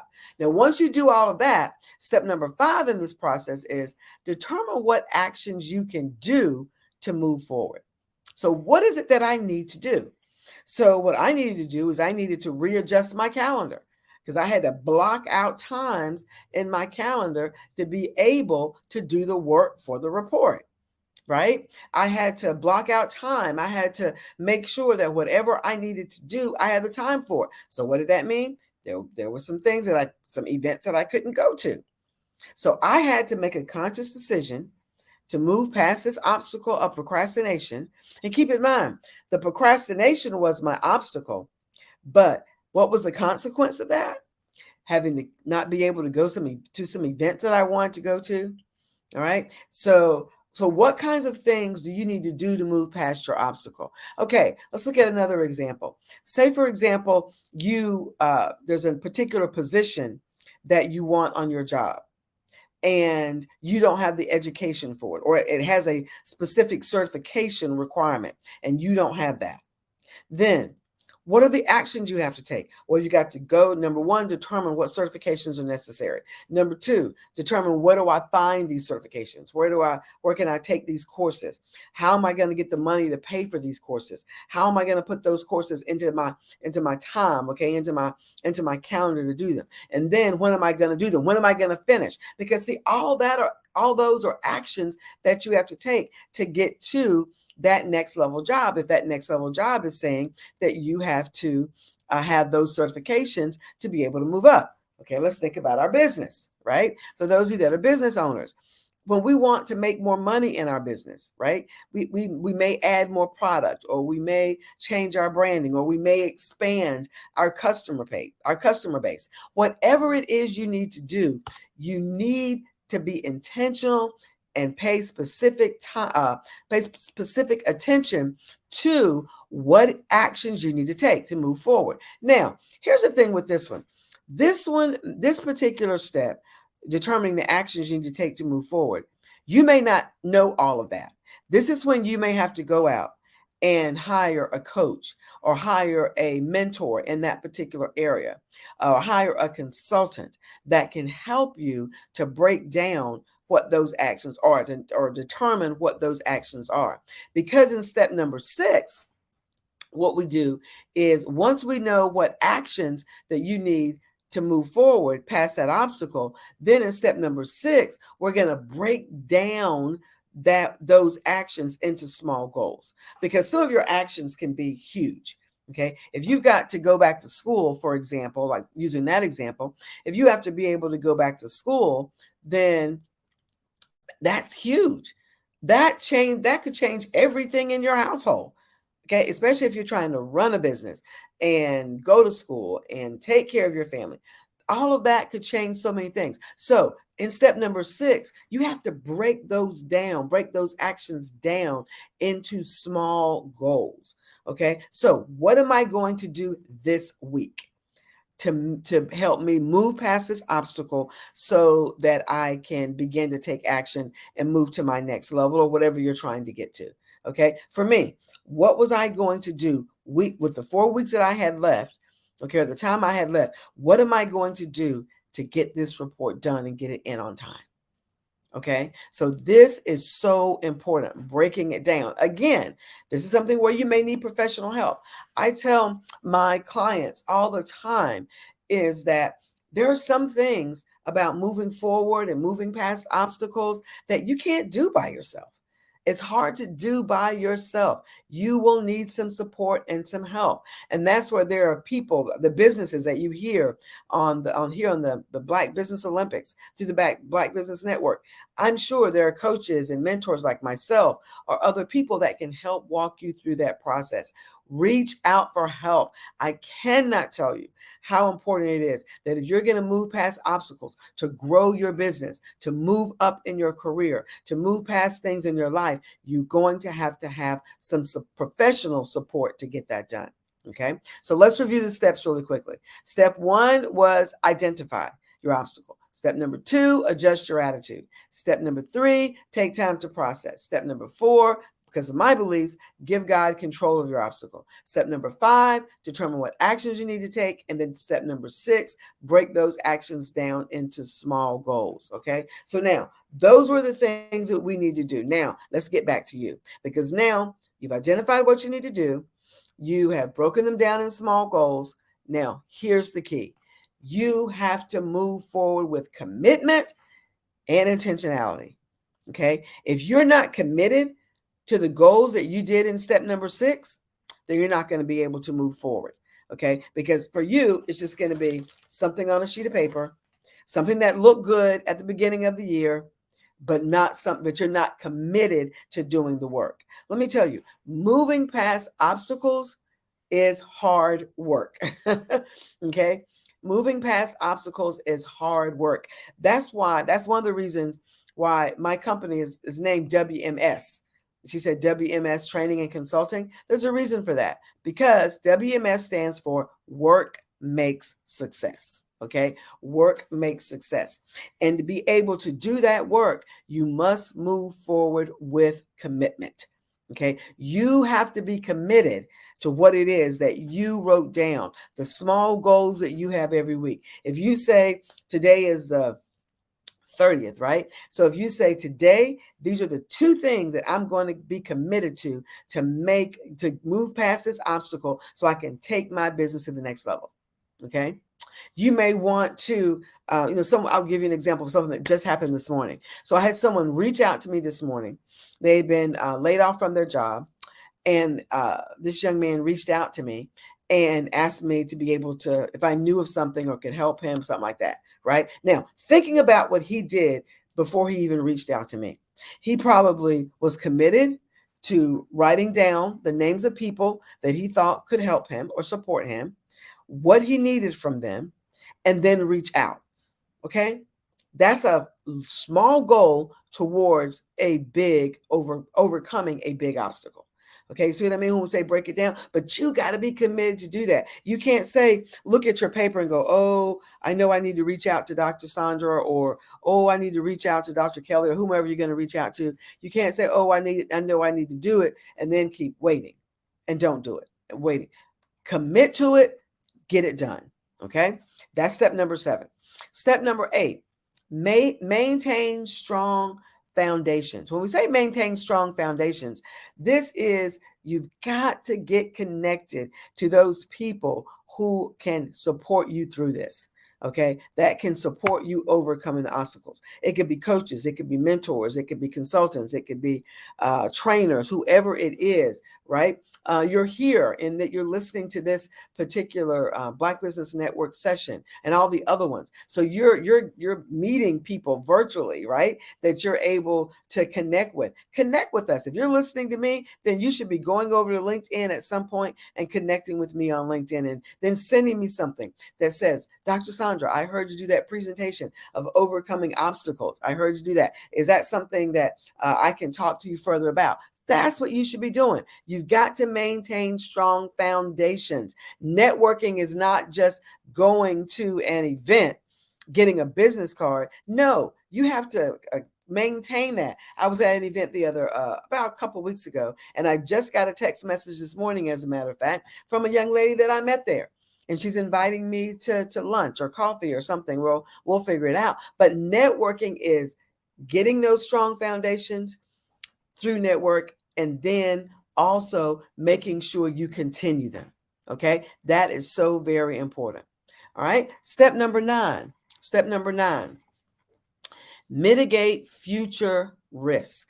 Okay, you got to that obstacle because of things that you did in the past, right? So what are you going to do in the future so that it won't happen again? What are you going to do in the future so that risk won't happen again? All right. It could be time management. It could be having a conversation with somebody, especially if you're on a job, right? It could be having a conversation with someone. It could be making sure that you get all your school stuff in order so that you'll have what you need to go back to school to get that job that you're looking for. But you have to mitigate those risks. You have to think about risk before they happen. One thing about being in leadership, and I take a lot of time to do this, especially when I'm getting ready to do something new, I take the time, if I'm going to do something new, to write down what are the risks associated with doing this. Okay. What are the risks before I say yes to something? Before I tell someone, yes, I will do something, then I'm going to write down what are the risks in doing this. And not only risks that could hurt or could impact my business, but also my time with my family, time with, spending time doing other things I like to do. So you have to mitigate those up front. Okay. Look at those up front. And then step number 10, this is the last step. Overcoming obstacles can get hard. It can get difficult because, it just takes time and it gets difficult, but you need to stay motivated. Stay motivated. And how do you stay? What are you staying motivated towards? That content, that risk, and that obstacle that you said you were going to overcome, and those goals that you set, you want to stay motivated so that you can move past those, so that you can continue, because it will get hard. You will get tired. Especially if it's something like you've got to go back to school, or you're in a job and you haven't found that right job yet. You got to stay in that job until you find the right one that you want, right? So until you get to where you want to be, you have to stay motivated. And staying motivated kind of goes back to what kind of things encourage you. Go to networking events, find people that are doing more than you're doing, but you've got to stay motivated.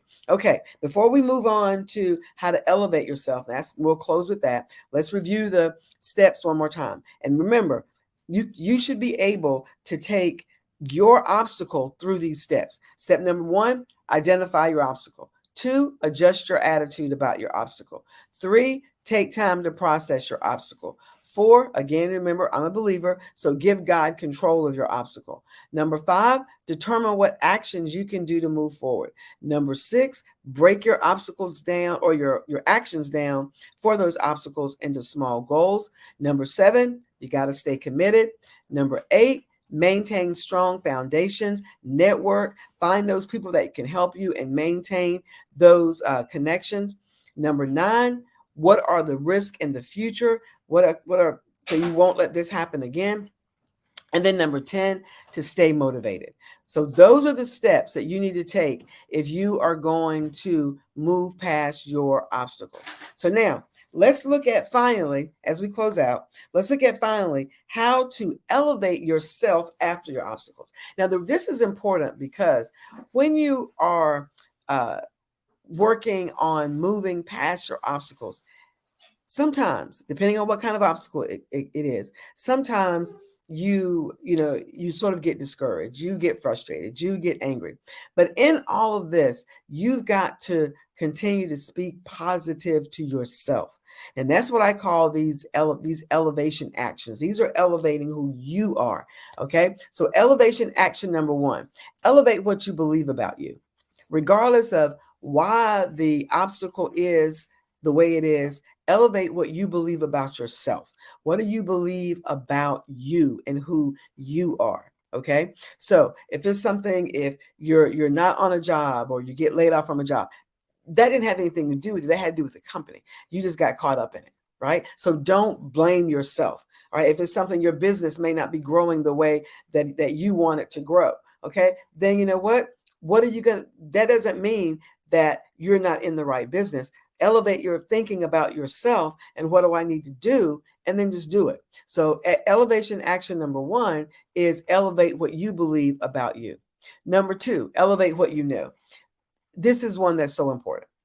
When you elevate what you believe about yourself, you have to elevate what you know. You got to set goals. Invest time and money into yourself, into your own education, into your own courses. All right. You're getting this free right here, right? For this particular session, Dr. Kelly is generously giving this to you for free. But you know what? There have been people on here, I'm sure, that you're saying to yourself, "Ooh, I would love to be able to work with them." And then you go to their website or go to wherever they tell you to go, or you talk to them, and then you say, "Well, I don't want to pay that." Well, you know what?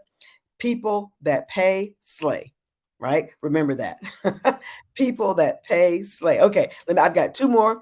I'm running out of my time here. Elevation action number 3, elevate your decisions.